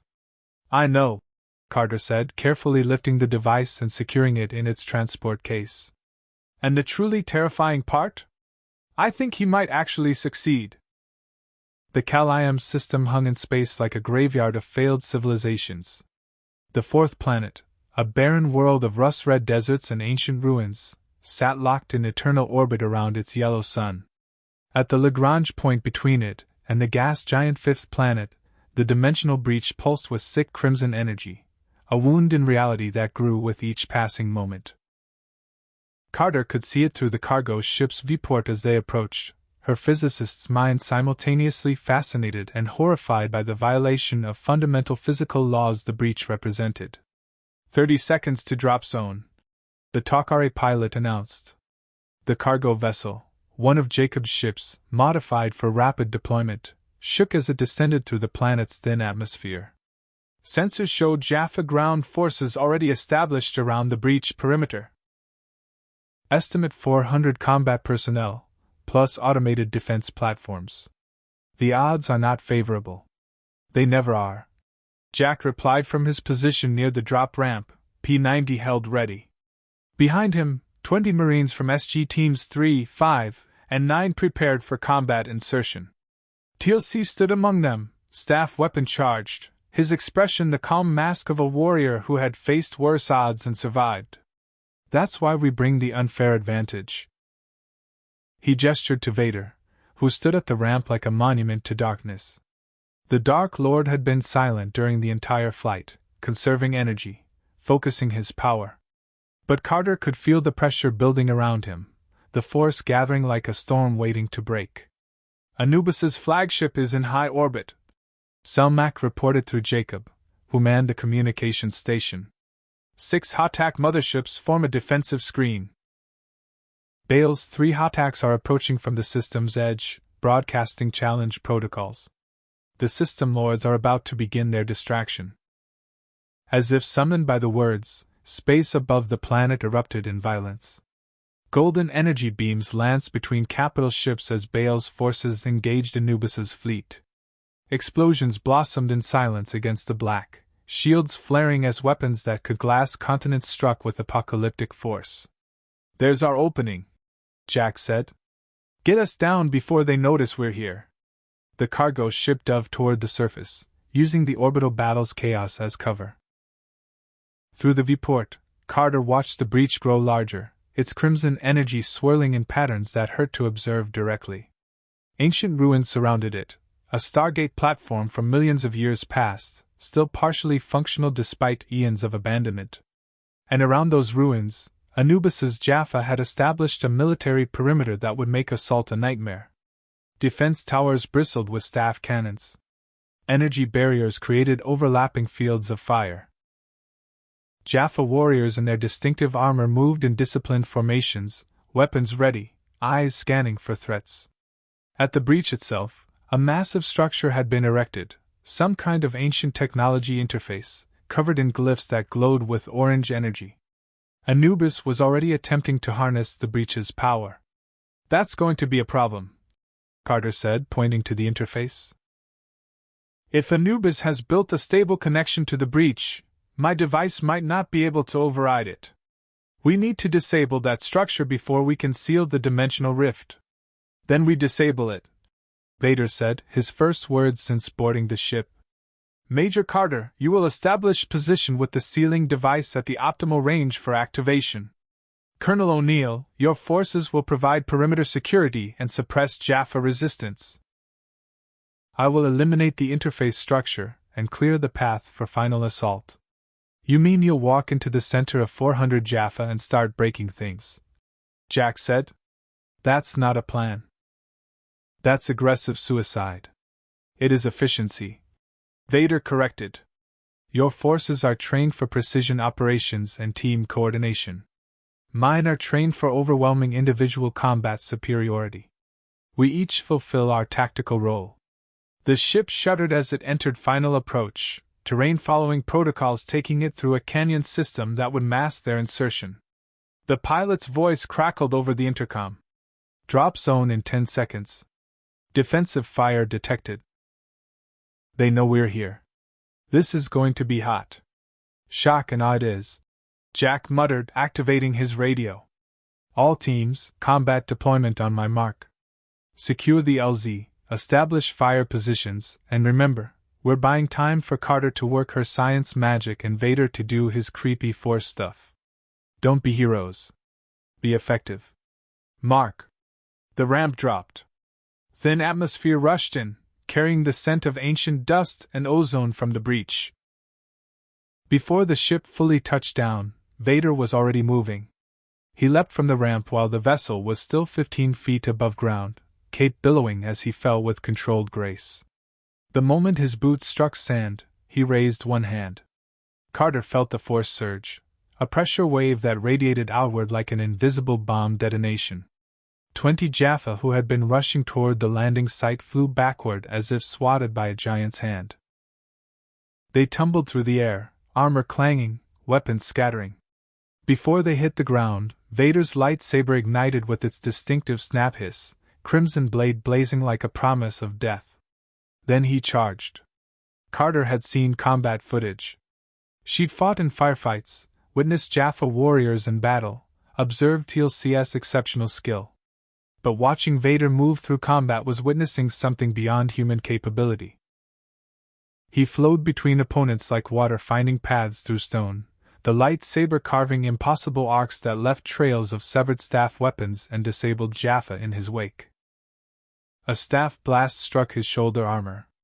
The energy dissipated harmlessly across the black plating. Vader didn't slow. His free hand gestured, and the offending Jaffa warrior lifted into the air, choking on nothing as invisible pressure closed his throat. Vader held him suspended for 3 seconds, long enough for the warrior's companions to understand the futility of resistance, then released him. The Jaffa collapsed, gasping but alive. "He's pulling his punches," Jack observed, leading the Marines down the ramp into cover behind ancient stone pillars. "Huh! Didn't expect that. Hammond's protocols," Teal'c said, taking position and laying down suppressing fire with his staff weapon. "Lord Vader honors the General's request to minimize casualties. He disarms and incapacitates rather than kills. It is unexpected from a Sith Lord." Carter deployed the sealing device behind cover, connecting power feeds and initializing the dimensional interface protocols. Her hands moved with practiced precision even as staff blasts scorched the air around her, even as explosions rocked the ancient ruins, even as Vader's lightsaber carved a path of destruction toward the breach. The ancient technology interface loomed 60 meters away, protected by overlapping energy shields and at least 100 Jaffa warriors. Vader approached it like a force of nature, unstoppable and terrible. Staff blasts converged on him from 3 directions. He spun, lightsaber deflecting energy bolts with impossible precision, each deflection sending them back toward their sources with lethal accuracy. But he was taking hits. Carter saw armor scorch, saw systems spark as sustained fire began to overwhelm even Vader's defenses. The Force could only protect so much. Physics and numbers remained relevant even against mystical power. Then the sky opened. Anubis's flagship descended from orbit like a falling mountain, its massive pyramid form blocking out the sun. Ancient weapons emplacements glowed orange with charging energy. When they fired, the ground erupted in devastation that made conventional bombardment look gentle by comparison. "Scatter!" Jack screamed. "Get to cover, now!" The SG teams dove for ruins as energy beams turned sand to glass and stone to plasma. Carter grabbed the sealing device, running for deeper cover as the world exploded around her. Teal'c materialized at her side, staff weapon providing covering fire, his bulk shielding her from shrapnel and heat. Through the chaos, Carter saw Vader standing in the open, lightsaber raised toward the descending flagship. For one impossible moment, he seemed to be challenging the massive vessel itself, one man against a ship that could annihilate cities. Then he moved. The Force erupted around him in visible distortion. Air rippling, sand lifting in spirals, energy crackling like barely contained lightning. Carter's sensors went haywire as reality bent around the Dark Lord. He raised both hands toward the flagship, and she felt it, the sheer impossible strain as Vader attempted to effect something weighing millions of tons through will alone. The flagship's descent slowed. Not much. Perhaps a degree or two off its trajectory. But enough. The bombardment meant to obliterate the ground forces shifted just enough to miss the critical strike. Then Vader collapsed to one knee, respirator gasping in rapid cycles. He'd pushed too hard, expended too much power against a target too massive to truly affect. Blood-red energy flickered and died around him as the Force backlash took its toll. A figure materialized on the flagship's descending platform, tall, cloaked in black, face hidden behind a mask that reflected no light. Anubis. The half-ascended Goa'uld had come in person, drawn by the dimensional breach's promise of ultimate power. When Anubis spoke, his voice carried harmonics that hurt to hear, sounds that existed partially outside normal frequency ranges, words that resonated with dimensional energy. "How amusing! The Tauri bring new toys to our confrontation. And what a fascinating toy you are, Dark Warrior! I sense power in you. Ancient power, but different. Not of this reality. You are the breach's source." Vader rose to his feet, lightsaber reigniting. "I am Darth Vader. And you, false god, have made a critical error. You have descended to face me personally. Now you cannot escape." Anubis's laugh echoed across the battlefield, a sound like reality tearing. "Escape? Why would I flee from such an opportunity? You represent a bridge between dimensions, warrior. Your very existence proves that barriers between realities can be breached. When I consume your essence, when I study the principles that brought you here, I will transcend the limitations the others placed upon me. I will become truly ascended, with power over infinite universes. The ancient technology interface at the breach's edge flared to life. Energy arced between the structure and Anubis, creating a connection that made Carter's breach sealing device screen warnings. Dimensional instability spiking. Quantum coherence failing. The breach was widening, responding to Anubis's attempt to interface with it. Carter! Jack's voice cut through the chaos. Whatever you're going to do it now! That breach is going critical! Carter initialized the sealing sequence, fingers flying across the device's control interface. Numbers cascaded across her display, quantum calculations, energy distribution matrices, dimensional collapse protocols. Everything had to be perfect. One wrong variable and the device would fail, or worse, detonate and take half the planet with it.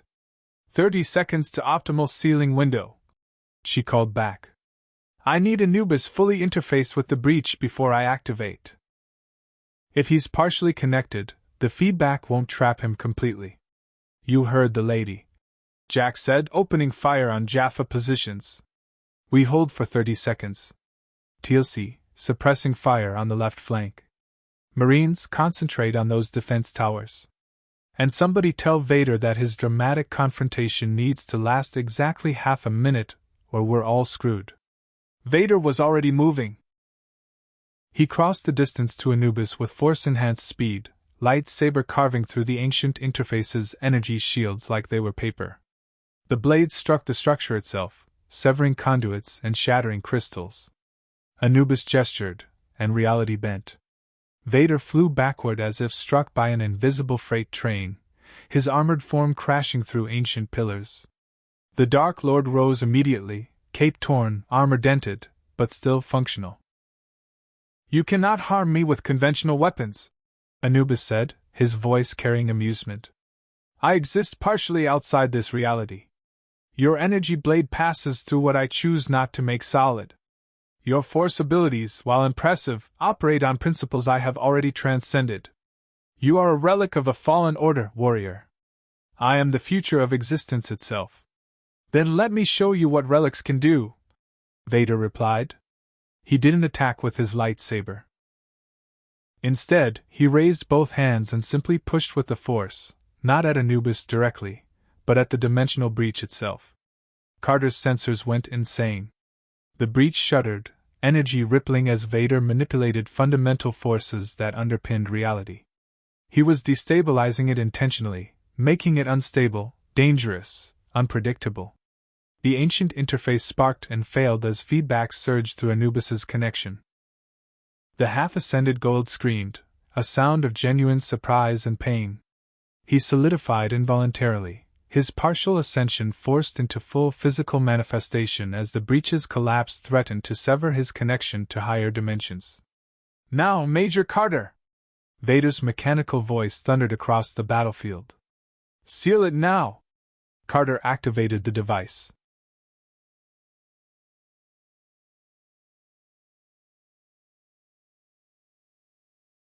The dimensional breach screamed. There was no other word for it. Reality itself shrieked as Carter's device initiated the sealing sequence, quantum fields collapsing inward with violence that transcended conventional physics. The crimson energy of the breach turned brilliant white, then blue, cycling through impossible colors that human eyes weren't designed to perceive. Carter felt her inner ear rebel, her sense of up and down inverting as local space-time twisted into configurations that violated every law she'd spent her career studying. The ancient interface structure exploded. Not with fire or concussion, but with pure dimensional feedback, matter and energy briefly existing in multiple states simultaneously before catastrophically resolving into component atoms. The shockwave expanded outward in a perfect sphere, sand turning to glass, stones sublimating to vapor, air ionizing into plasma that crackled with rainbow discharge. Anubis stood at the epicenter, his black robes billowing in winds that came from nowhere and everywhere simultaneously. His mask cracked, revealing beneath it a face that shifted between solid and translucent, human and something else entirely. The half-ascended Goa'uld was being forced into full physical manifestation, dragged down from the higher plane he'd occupied into brutal, fragile mortality. No! Anubis's voice had lost its harmonic overlay, becoming almost human in its desperation. I will not be contained! I am beyond your laws, beyond your understanding. The others cannot hold me. You cannot hold me. He reached toward the collapsing breach with both hands, trying to maintain his connection to the dimensional rift even as it sealed itself. Power flowed into him, raw, uncontrolled energy from the spaces between universes. His form began to glow, ascension energy warring with the sealing device's protocols in a conflict that made reality itself unstable. Vader charged through the dimensional feedback like it was nothing more than heavy weather. His armor sparked, systems failing under the impossible strain. Carter saw indicator lights die across his chest plate, heard the respirator stutter and gasp. But the Dark Lord didn't slow. He crossed the distance to Anubis in 3 massive strides, lightsaber raised. The crimson blade came down. Anubis caught it. His hand, solid now, fully physical, closed around the energy blade without flinching. Power crackled where flesh met plasma, ancient knowledge and force energy creating a stalemate that neither side could break through conventional means. You think you can kill me? Anubis snarled, his face twisting with rage that was all too human despite his claims of transcendence. I have existed for thousands of years. I have conquered death itself. I am mortal, Vader finished. His free hand shot out, fingers closing into a crushing gesture. Anubis's words cut off as his throat constricted. The Force choke, Vader's signature technique, found purchase on a target that was now fully physical, fully vulnerable. The half-ascended Goa'uld released the lightsaber, both hands going to his neck in instinctive panic as oxygen stopped flowing to his brain. But Anubis hadn't survived millennia through weakness. Even choking, even forced into mortality, he still possessed knowledge and power beyond anything the System Lords commanded. His eyes blazed with orange energy, ancient technology integrated into his very cells activating in response to mortal threat. Energy beams erupted from Anubis's eyes, striking Vader's chest plate with enough force to punch through reinforced durasteel. The armor cracked. Warning klaxons blared from the Dark Lord's life support systems. The respirator's rhythm became erratic, gasping, failing. Vader staggered but didn't release his force grip. If anything, he tightened it. You cannot kill me! Anubis choked out, even as his face turned purple from oxygen deprivation. Even if you destroy this host, my consciousness will survive, seek new form. Then I will ensure there is nowhere for your consciousness to flee, Vader replied. He drove his lightsaber through Anubis's chest, not to kill, but to anchor. The energy blade pierced completely through, emerging from the Goa'uld's back, creating a connection between them. Then Vader did something Carter had never seen, something that made her sensors scream and her physics degree cry in protest. He pulled the dimensional breach's closing energy into himself. The feedback that had been sealing the rift, that had been forcing Anubis into mortality, that had been collapsing the wound in reality, all of it channeled through Vader's body, through his connection to the Force, through the lightsaber that linked him physically to Anubis. The Dark Lord became a living conduit for dimensional collapse, accepting agony that would have killed any normal being instantly. What are you doing? Carter screamed, watching as Vader's armor began to melt under the strain, as his life support systems failed completely, as the energy literally cooked him from the inside out. Ending him, Vader gasped, his mechanical voice distorting as the vocabulator failed. Completely. No escape. No resurrection. No second chances. The dimensional breach imploded. All its energy, all its exotic matter, all its connection to infinite realities, everything compressed into a single point where Vader and Anubis stood locked together. For one impossible moment, Carter saw through them, saw their forms rendered translucent as dimensional energies tore through physical matter. Then the moment passed. The breach sealed with a thunderclap that shook the planet. Anubis's scream cut off abruptly, his form dissolving into constituent particles that scattered on winds that no longer blew from beyond reality. The half-ascended Goa'uld, the terror of the galaxy, the being who had defied death and the ancients themselves, was gone. Not dead. Not ascended. Simply erased. Removed from existence across all dimensions simultaneously. Vader collapsed. The Dark Lord fell to his knees, then forward onto his hands, the lightsaber falling from nerveless fingers and deactivating as it hit sand fused to glass. His armor was cracked, melted in places, sparking with electrical failures. The respirator gave one final, rattling gasp, then stopped. No! Carter was running before she realized it, the sealing device forgotten, medical training overriding scientific observation. She slid to her knees beside Vader's fallen form, hands moving to assess damage even though she had no idea how to treat injuries sustained from dimensional feedback and force channeling. The chest plate was breached. She could see through the cracks to the mechanisms beneath. Artificial lungs laboring without power, circulatory pumps grinding to a halt, a body that couldn't survive without constant technological support failing as that support died around it. TLC. Jacob! Carter's voice cracked with urgency. Medical emergency!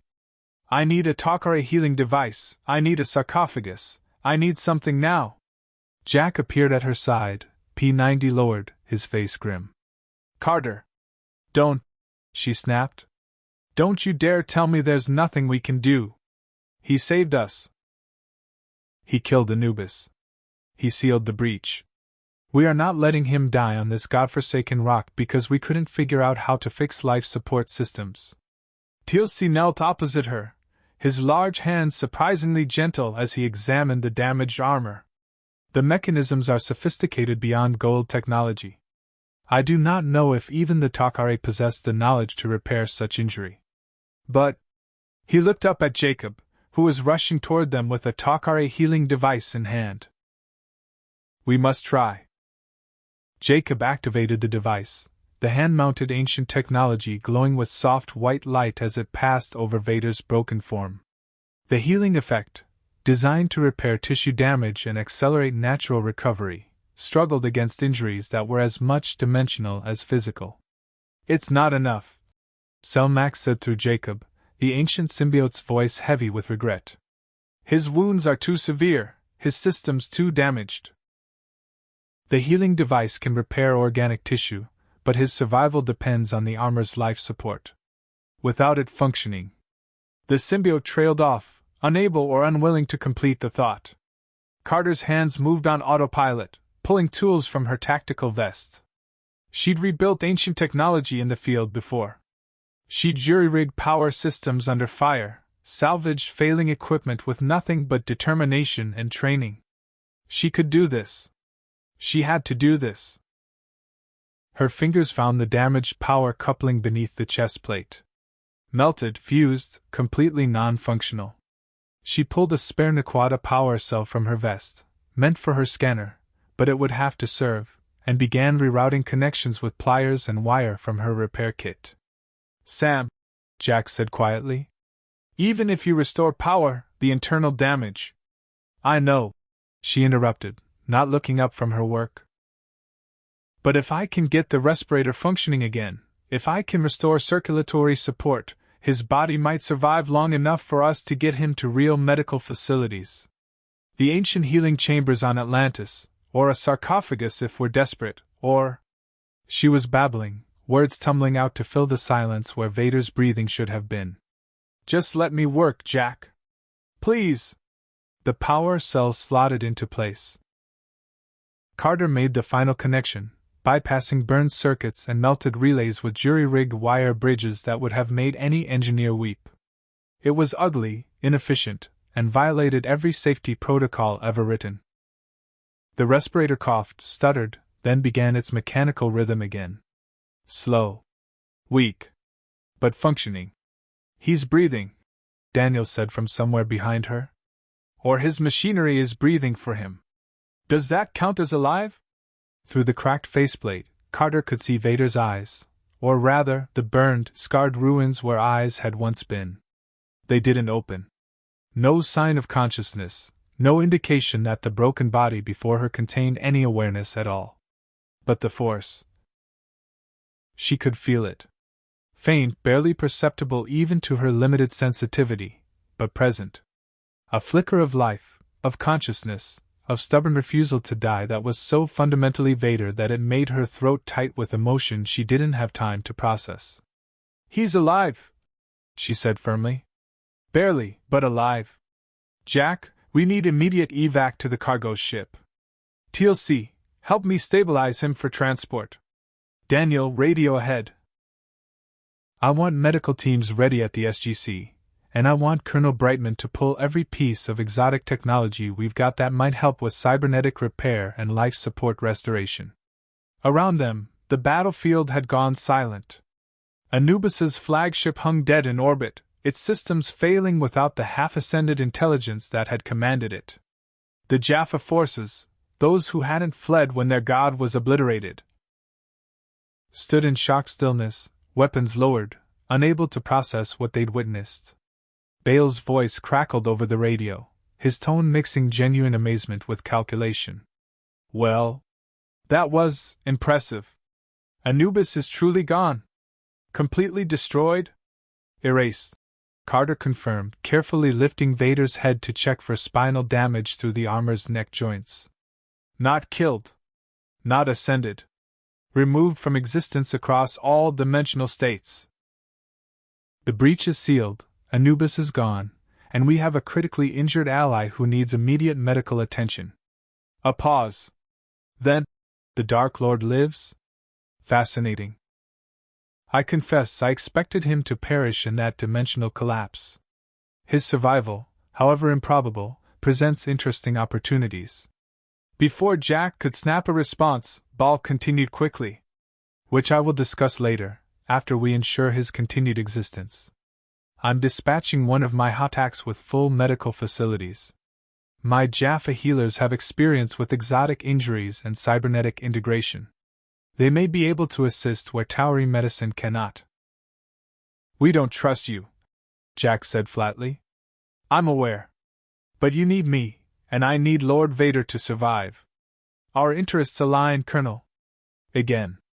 "For now, that's enough." The transmission ended. Carter met Jack's eyes. "He's right. We need every resource we can get. Vader's physiology is so far beyond anything we've encountered. SGC medical might not be enough." "I hate that he's right," Jack muttered. "I really, really hate it. But fine. We accept Bale's help. Under heavy guard and constant monitoring.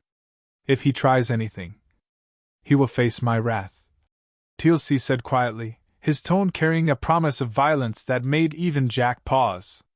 Lord Vader fought with honor. He fulfilled his oath to General Hammond. He minimized casualties even when it would have been easier to kill. He deserves our protection now, as he provided protection for us. The Takare cargo ship descended, its ramp lowering before full touchdown. Medical personnel rushed out.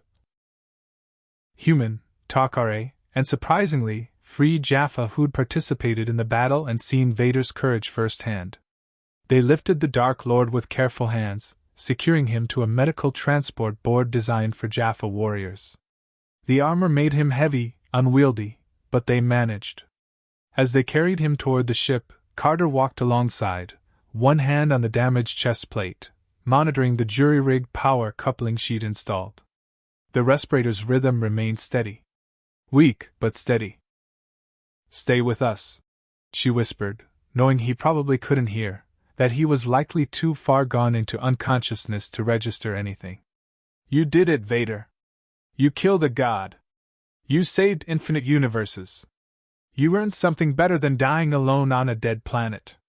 So stay with us. Please." The Dark Lord gave no sign he'd heard. But the force flickered, just for a moment, with something that might have been acknowledgement. Or might have been goodbye. The medical bay of Bale's Hotak had been cleared of everything except what was necessary to keep Vader alive. Carter stood at a monitoring station, eyes locked on readouts that displayed a physiology so damaged it shouldn't support consciousness, let alone life. 48 hours since the battle. 48 hours of desperate improvisation, experimental procedures, and resources pooled from 3 different civilizations trying to save someone who'd become, against all odds, an ally worth saving.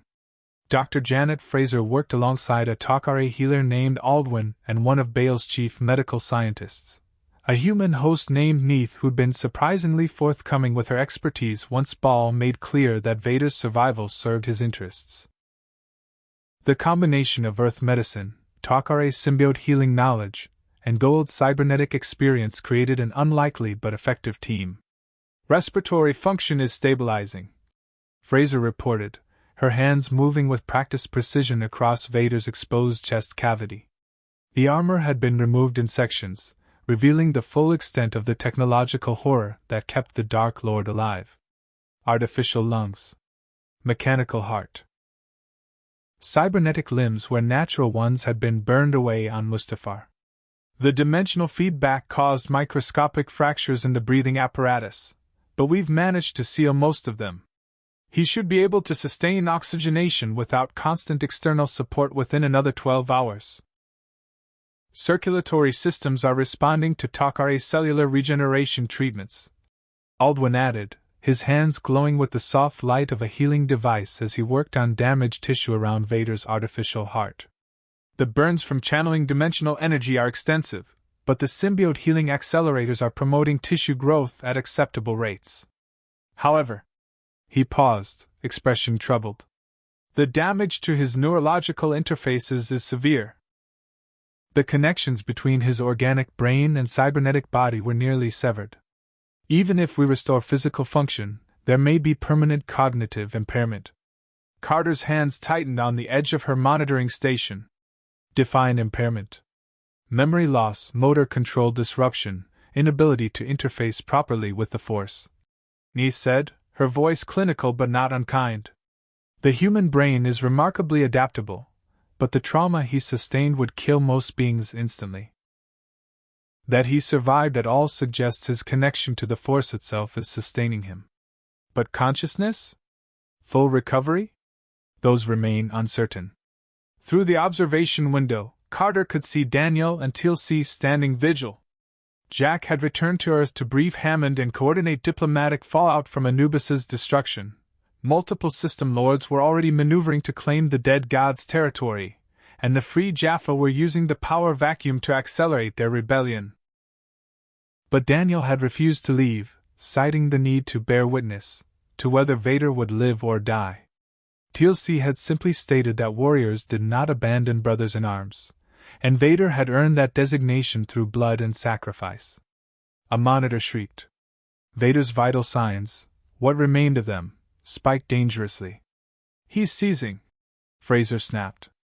Neith, I need neural suppressors now. Aldwin, increase healing device output to his cerebral cortex. Carter, what's the power coupling status?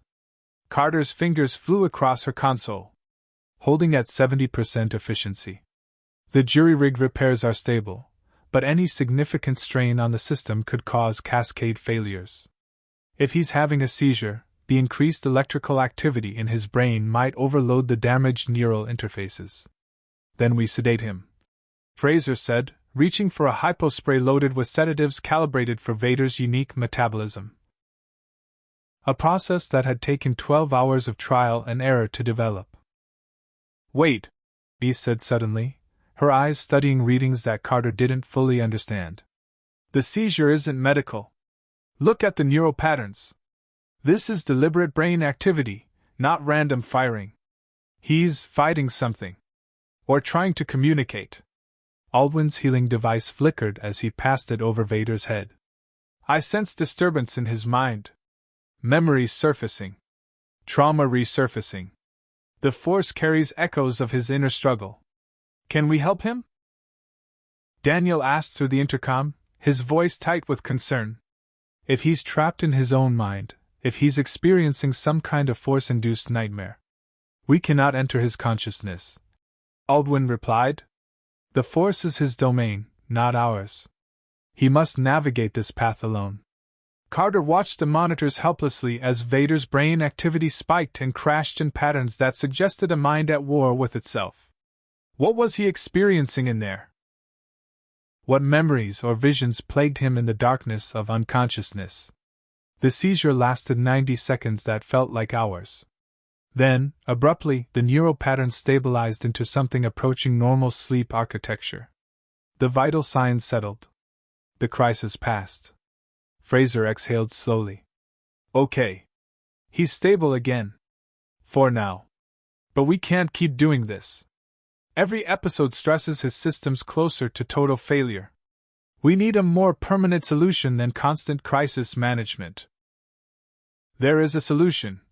Bale's voice came through the ship's communication system. The System Lord had remained aboard his flagship but maintained constant surveillance of the medical bay. One I have been researching since we began treatment. The ancient healing chambers in Atlantis. You mentioned them before, Major Carter. Technology capable of repairing damage at the cellular level, of restoring bodies to optimal function regardless of injury severity. Carter's jaw tightened. Atlantis is in the Pegasus galaxy. We need to use the Gatebridge network, and even then the journey would take weeks. Vader doesn't have weeks. No, Ball agreed. But he might have days. And I might have access to something closer. A cache of ancient technology one acquired from one of Anubis's conquered facilities. Including what my scientists believe is a prototype healing chamber. Less sophisticated than the Atlantis versions, but potentially functional. And you're just mentioning this now? Daniel's voice carried accusation. I'm mentioning it now because I've spent the last 2 days having my people verify it actually works and won't simply kill your Dark Lord faster. Ball replied smoothly. I may be self-interested, Dr. Jackson, but I'm not cruel. Lord Vader served his purpose admirably. He destroyed my greatest rival and sealed a dimensional breach that threatened my existence along with everyone else's. That earns him consideration beyond mere political calculation. Jack's voice crackled over the radio. He must have been patched in from the SGC. Carter analysis. Is Bale's offer legitimate, or is this another scheme? Carter pulled up data on ancient healing technology from the Atlantis database, cross-referencing it with the specifications Ball was transmitting. The energy signatures match ancient design principles. If it's a prototype, it might be less effective than full healing chambers, but even partial restoration could stabilize Vader's condition long enough to get him to Atlantis. Sir, I recommend we accept. The alternative is watching him die by degrees over the next 72 hours. Silence on the line. Then Hammond's voice, grave but decisive. Do it. But Major Carter, you personally verify that chamber's safety before we put Lord Vader in it. And Ball? The general's tone hardened. If this is a trick, if you're using Vader as a test subject for some experiment, I will ensure the Takare, the Free Jaffa, and every SG team we have makes it their mission to end you. Permanently. Are we clear? Crystal, General, Ball replied. I'll have my ship set course for the cache immediately. We should arrive within 6 hours. The transmission ended. Carter moved back to Vader's bedside, studying the broken form that had once been one of the galaxy's most feared warriors. Without the armor, he looked almost human, scarred, burned, more machine than man, but still recognizably a person who had once laughed, loved, hoped. You have to hold on, she told him quietly. Just a few more hours. We're going to get you to a healing chamber, we're going to repair what the dimensional feedback destroyed, and then you're going to wake up. Because you don't get to die after saving infinite universes.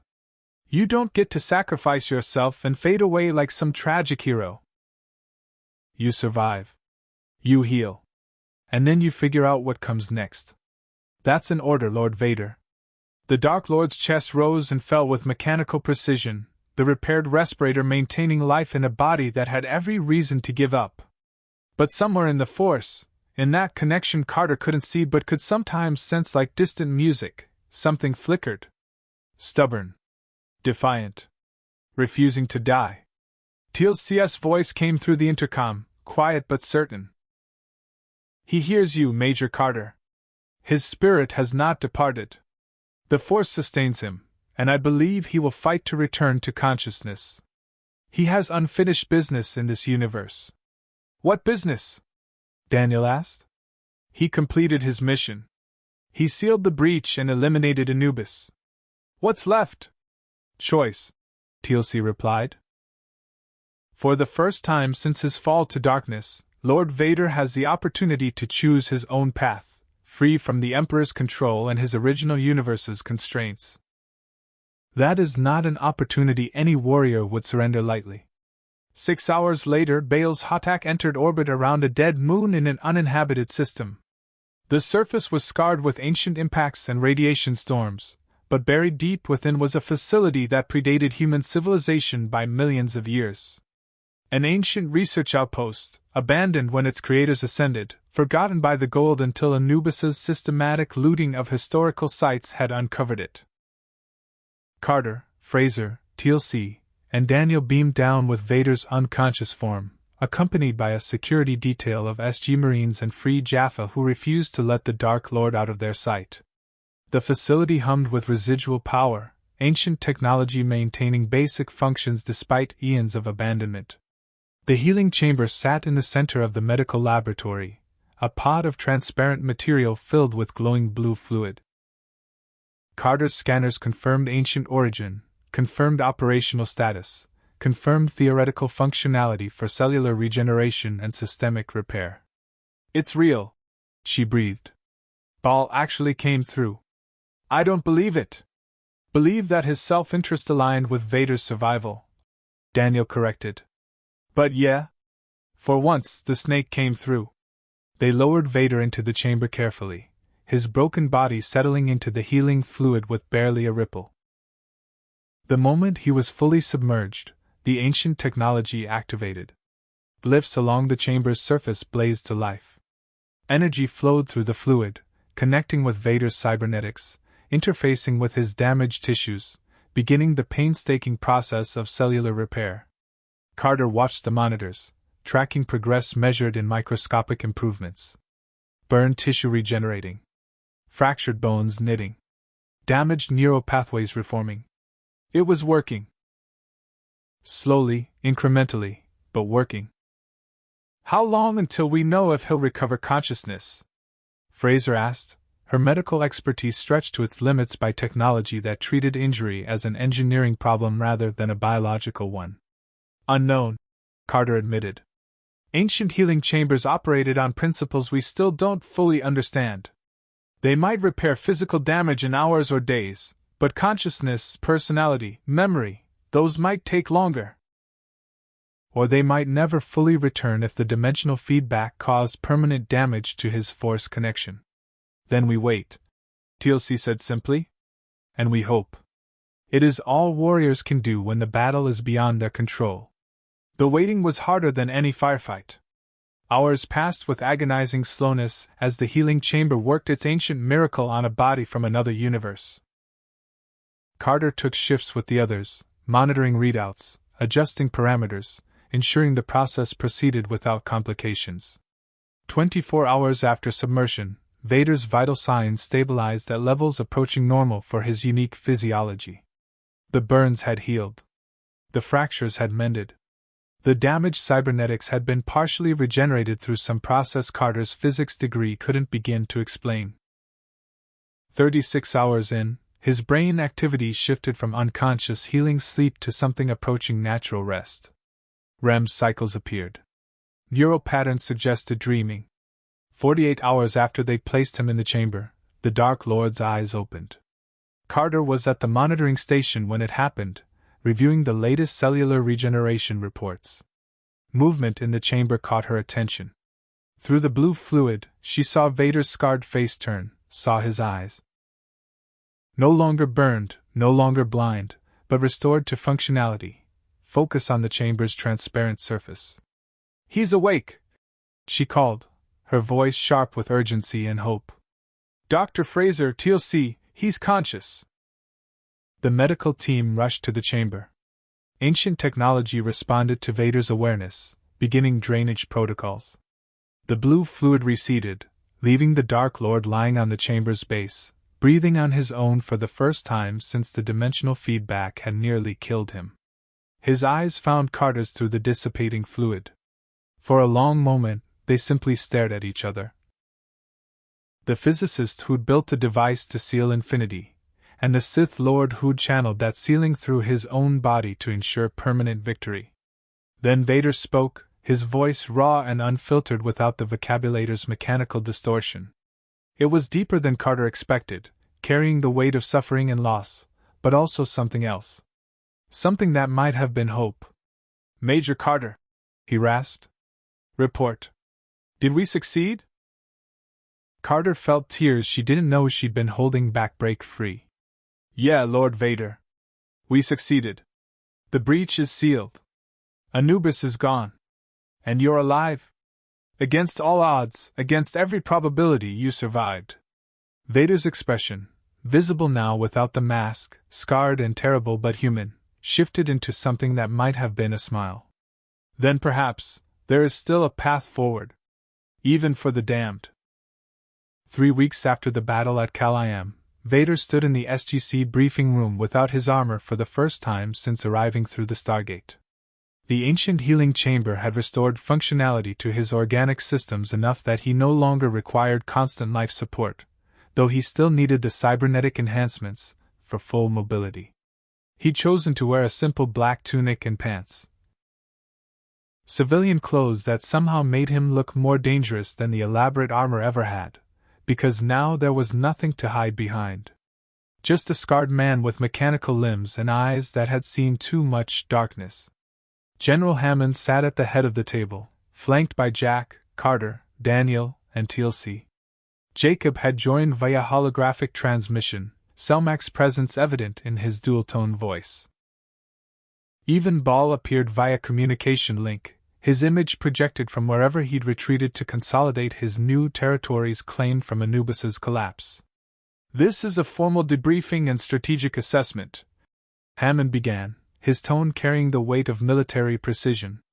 3 weeks ago, SG-1 and Allied forces engaged System Lord Anubis at the Calayam dimensional breach. The mission resulted in complete success. The breach was sealed, Anubis was eliminated, and catastrophic dimensional convergence was prevented. However, the cost was substantial, and the aftermath has created complications we need to address. He pulled up casualty reports. We lost 12 Marines in the initial assault. The Free Jaffa lost 37 warriors. The Tok'ra lost 1 ship and its crew of 15. Bale's forces suffered over 200 casualties across his 3 attacks. Hammond's eyes found Vader's. "Those deaths weigh on everyone involved in command decisions. I need to know, Lord Vader, that you understand the cost of what we accomplished." Vader met his gaze without flinching.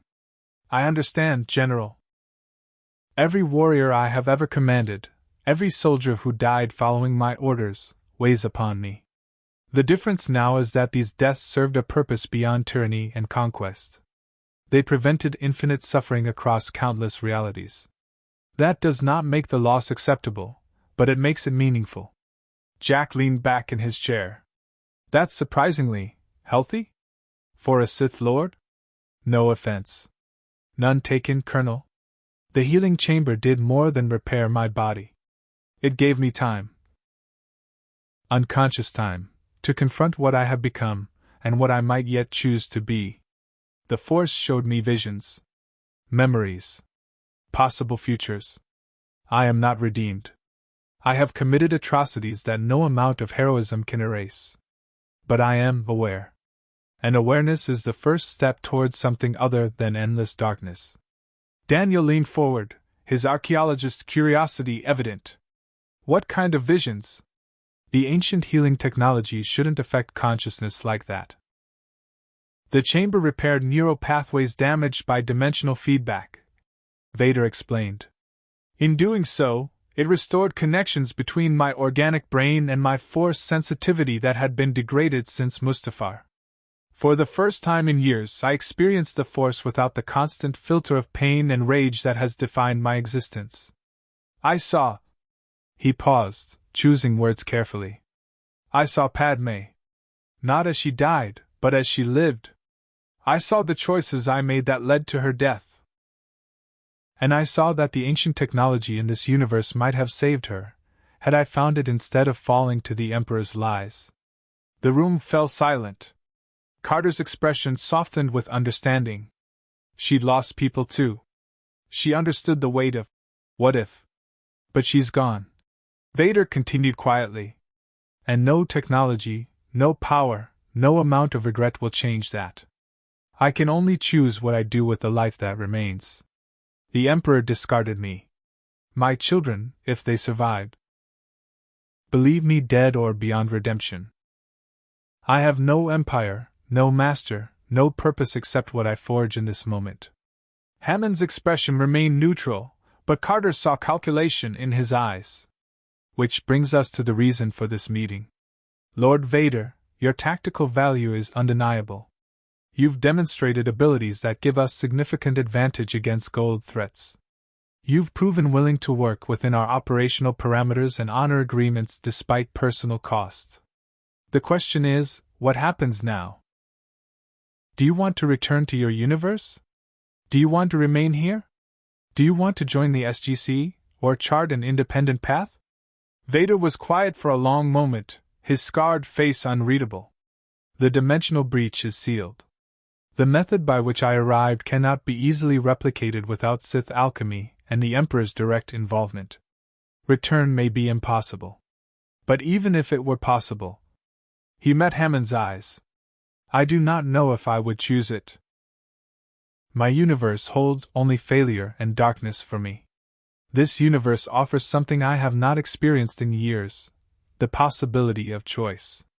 Of becoming something other than a weapon. So you want to stay? Jack said. Join up with the SGC, become our resident force-wielding special ops nightmare for system lords everywhere? Not precisely. Vader replied. I am willing to serve as an ally, to provide tactical support against threats like Anubis. But I cannot simply become another soldier in your chain of command. The Force calls me toward a different path. There is ancient technology scattered across this galaxy, knowledge that intersects with what the Sith and Jedi learned about the Force. I wish to study it. To understand the connection between ancient ascension and Force transcendence. To discover if there is a path to redemption through understanding rather than power. Daniel's eyes lit up. You want to become a researcher? A scholar of ancient and Force philosophy? I want to understand what I have been, what I am, and what I might become. Vader corrected. If that requires scholarship, so be it. But I will not abandon combat readiness. The galaxy remains dangerous, and threats will emerge that require warriors willing to fight without restraint. Bale's image leaned forward with obvious interest. How fascinating. The terrifying Sith Lord wishes to become a philosopher warrior. I approve. And I have a proposition that might serve everyone's interests. His smile was sharp. I have claimed significant territory from Anubis's collapse, including several ancient research facilities that I lack the expertise to fully explore. I propose an arrangement. Lord Vader gains access to these facilities for his studies, and in exchange, he provides occasional tactical consultation when System Lord conflicts threaten stability. Major Carter and her team would have access to any discoveries, ensuring Earth benefits from the knowledge gained. And you get what out of this? Jack asked suspiciously. Protection, Ball said simply. The other system lords will move against me, seeing me as weakened despite my territorial gains. Having Lord Vader as an occasional ally, and the implied threat of his intervention, provides deterrence. Plus, any technological discoveries might be shared for mutual benefit. Everyone wins. Hammond's expression remained skeptical. Forgive me if I don't trust a system lord's generosity. I don't ask for trust, General. I ask for pragmatic recognition of aligned interests. Lord Vader wants knowledge. Earth wants ancient technology. I want to survive long enough to enjoy my newfound power. We can cooperate toward those goals without requiring trust or friendship. Selmac spoke through Jacob, the ancient symbiote's wisdom evident in the tone. The Takare have been monitoring the situation. Lord Vader's presence has already shifted the balance of power in this galaxy. System Lords fear him. The Free Jaffa revere him as a warrior who fought alongside them and honored their courage. Even the Asgard have expressed interest in studying his abilities, respectfully, with his consent. Whether he joins the SGC formally or operates independently, he will influence galactic politics. Better to establish clear parameters for cooperation now than allow chaos to determine his role. TLC inclined his head toward Vader. I would speak on Lord Vader's character.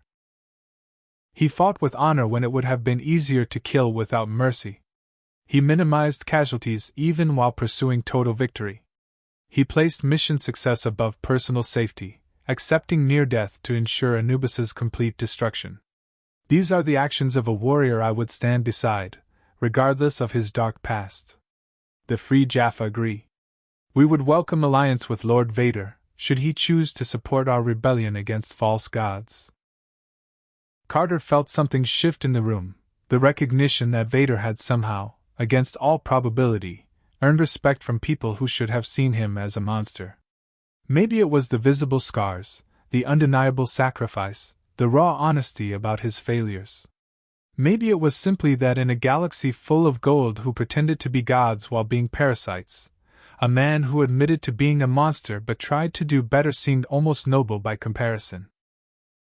Hammond was silent for a long moment, weighing options with the careful consideration of a man who navigated galactic politics for years. Finally, he nodded. All right. Here's my proposal. Lord Vader, you'll operate as an independent allied consultant to the SGC. You're not part of our chain of command, but we establish protocols for cooperation when our interests align. You'll have access to ancient research facilities through Bale's arrangement, with the understanding that discoveries are shared with Earth and the Takare. In exchange, you provide tactical support against major threats, Goa'uld, replicators, or if they ever show up, anything that poses existential danger to Earth or galactic stability. Acceptable, Vader said. One more condition, Hammond added. You work with Dr. Jackson on cultural and philosophical research. Your understanding of the Force, combined with Daniel's expertise in ancient civilization and ascension, might provide insights that benefit everyone. And the general's expression softened slightly. You continue medical follow-up with Dr. Fraser. Those cybernetics need maintenance, and the psychological impact of everything you've experienced needs monitoring. We don't abandon allies just because the immediate crisis is over. Vader inclined his head, something that might have been gratitude flickering across his scarred features. Your concern is unexpected, General, but appreciated. I accept your terms. Good. Hammond stood, signaling the meeting's conclusion. Then welcome to the neighborhood, Lord Vader. Try not to terrify too many system lords before we're ready to deal with the fallout. I make no promises, General, Vader replied, a hint of dry humor in his voice that made Jack's eyebrows raise. As the briefing dispersed, Carter found herself walking alongside Vader toward the corridor. The former Sith Lord moved with less mechanical precision now, his restored organic systems allowing more natural movement despite the cybernetic limbs. Major Carter, he said quietly, I have not properly thanked you for saving my life. The jury-rigged power coupling, the insistence on using the healing chamber, the constant monitoring during recovery, you could have let me die. It would have been simpler. Safer. Yet you fought for my survival with the same determination I fought to seal the breach. Carter shrugged, uncomfortable with the gratitude. You saved infinite universes, Lord Vader. Seemed like the least I could do was make sure you lived long enough to figure out what comes next. What comes next? Vader repeated thoughtfully. For years, others dictated my path. The Jedi Council. The Emperor. Destiny itself, according to prophecy. Now, for the first time since I was a child slave on Tatooine, I choose my own path. It is terrifying. And liberating. For what it's worth, Carter said, I think you'll figure it out. You're smart enough to master ancient technology, stubborn enough to survive dimensional feedback, and honest enough to admit when you've failed. That's a pretty good foundation for redemption, if you want it. Vader was quiet for a moment. Then, I do not know if redemption is possible for one who has fallen as far as I have. But I would like to discover the answer. And perhaps, in the process, ensure that my wife's death, and my long fall into darkness, serve some purpose beyond tragedy. He continued down the corridor, capeless, armorless, but still carrying himself with the presence of someone who had commanded armies and toppled empires. Carter watched him go, wondering what would become of a Sith Lord given a second chance in a universe that ran on different rules. Behind her, Jack appeared, coffee in hand. So, Darth Vader's staying in our galaxy, studying ancient stuff, and occasionally helping us fight space snakes. That's our life now. That's a thing that's happening. Apparently. Carter agreed. Think he'll actually find redemption? Or whatever he's looking for? Carter considered the question seriously. I think he'll try. And honestly, Jack? That might be enough. The galaxy doesn't need perfect heroes. It just needs people willing to choose better, even when darkness would be easier. Vader's choosing better. That counts for something. Counts for a lot, actually. Jack agreed. He raised his coffee cup in a mock toast toward the corridor where Vader had disappeared. To the Dark Lord's second chance. May he use it wisely and not terrify too many people in the process. I'll drink to that, Carter said, smiling. Though knowing Vader? The terrifying part is probably inevitable. Yeah, Jack said. But at least now he's terrifying the bad guys. I can work with that. Somewhere in the depths of the SGC, in quarters specially prepared with reinforced walls and privacy, Vader stood before a viewport showing the Colorado sky. He could feel the force flowing through this universe, different in texture than his home reality but fundamentally the same, the connection between all living things, the energy that bound existence together. And for the first time in years, he felt it without the constant overlay of pain, rage, and loss that had defined his existence since Mustafar. There was still darkness in him. There always would be. But there was also possibility. He thought of Padme, of how she'd always believed in redemption, in second chances, in the power of choosing hope over despair. She would have liked this universe, he thought. Would have appreciated its strange mix of military pragmatism and genuine compassion, of warriors who fought not for conquest but for protection. I will find a way to honor your memory, he whispered to the ghost of a woman who couldn't hear him. Not through power. Not through conquest.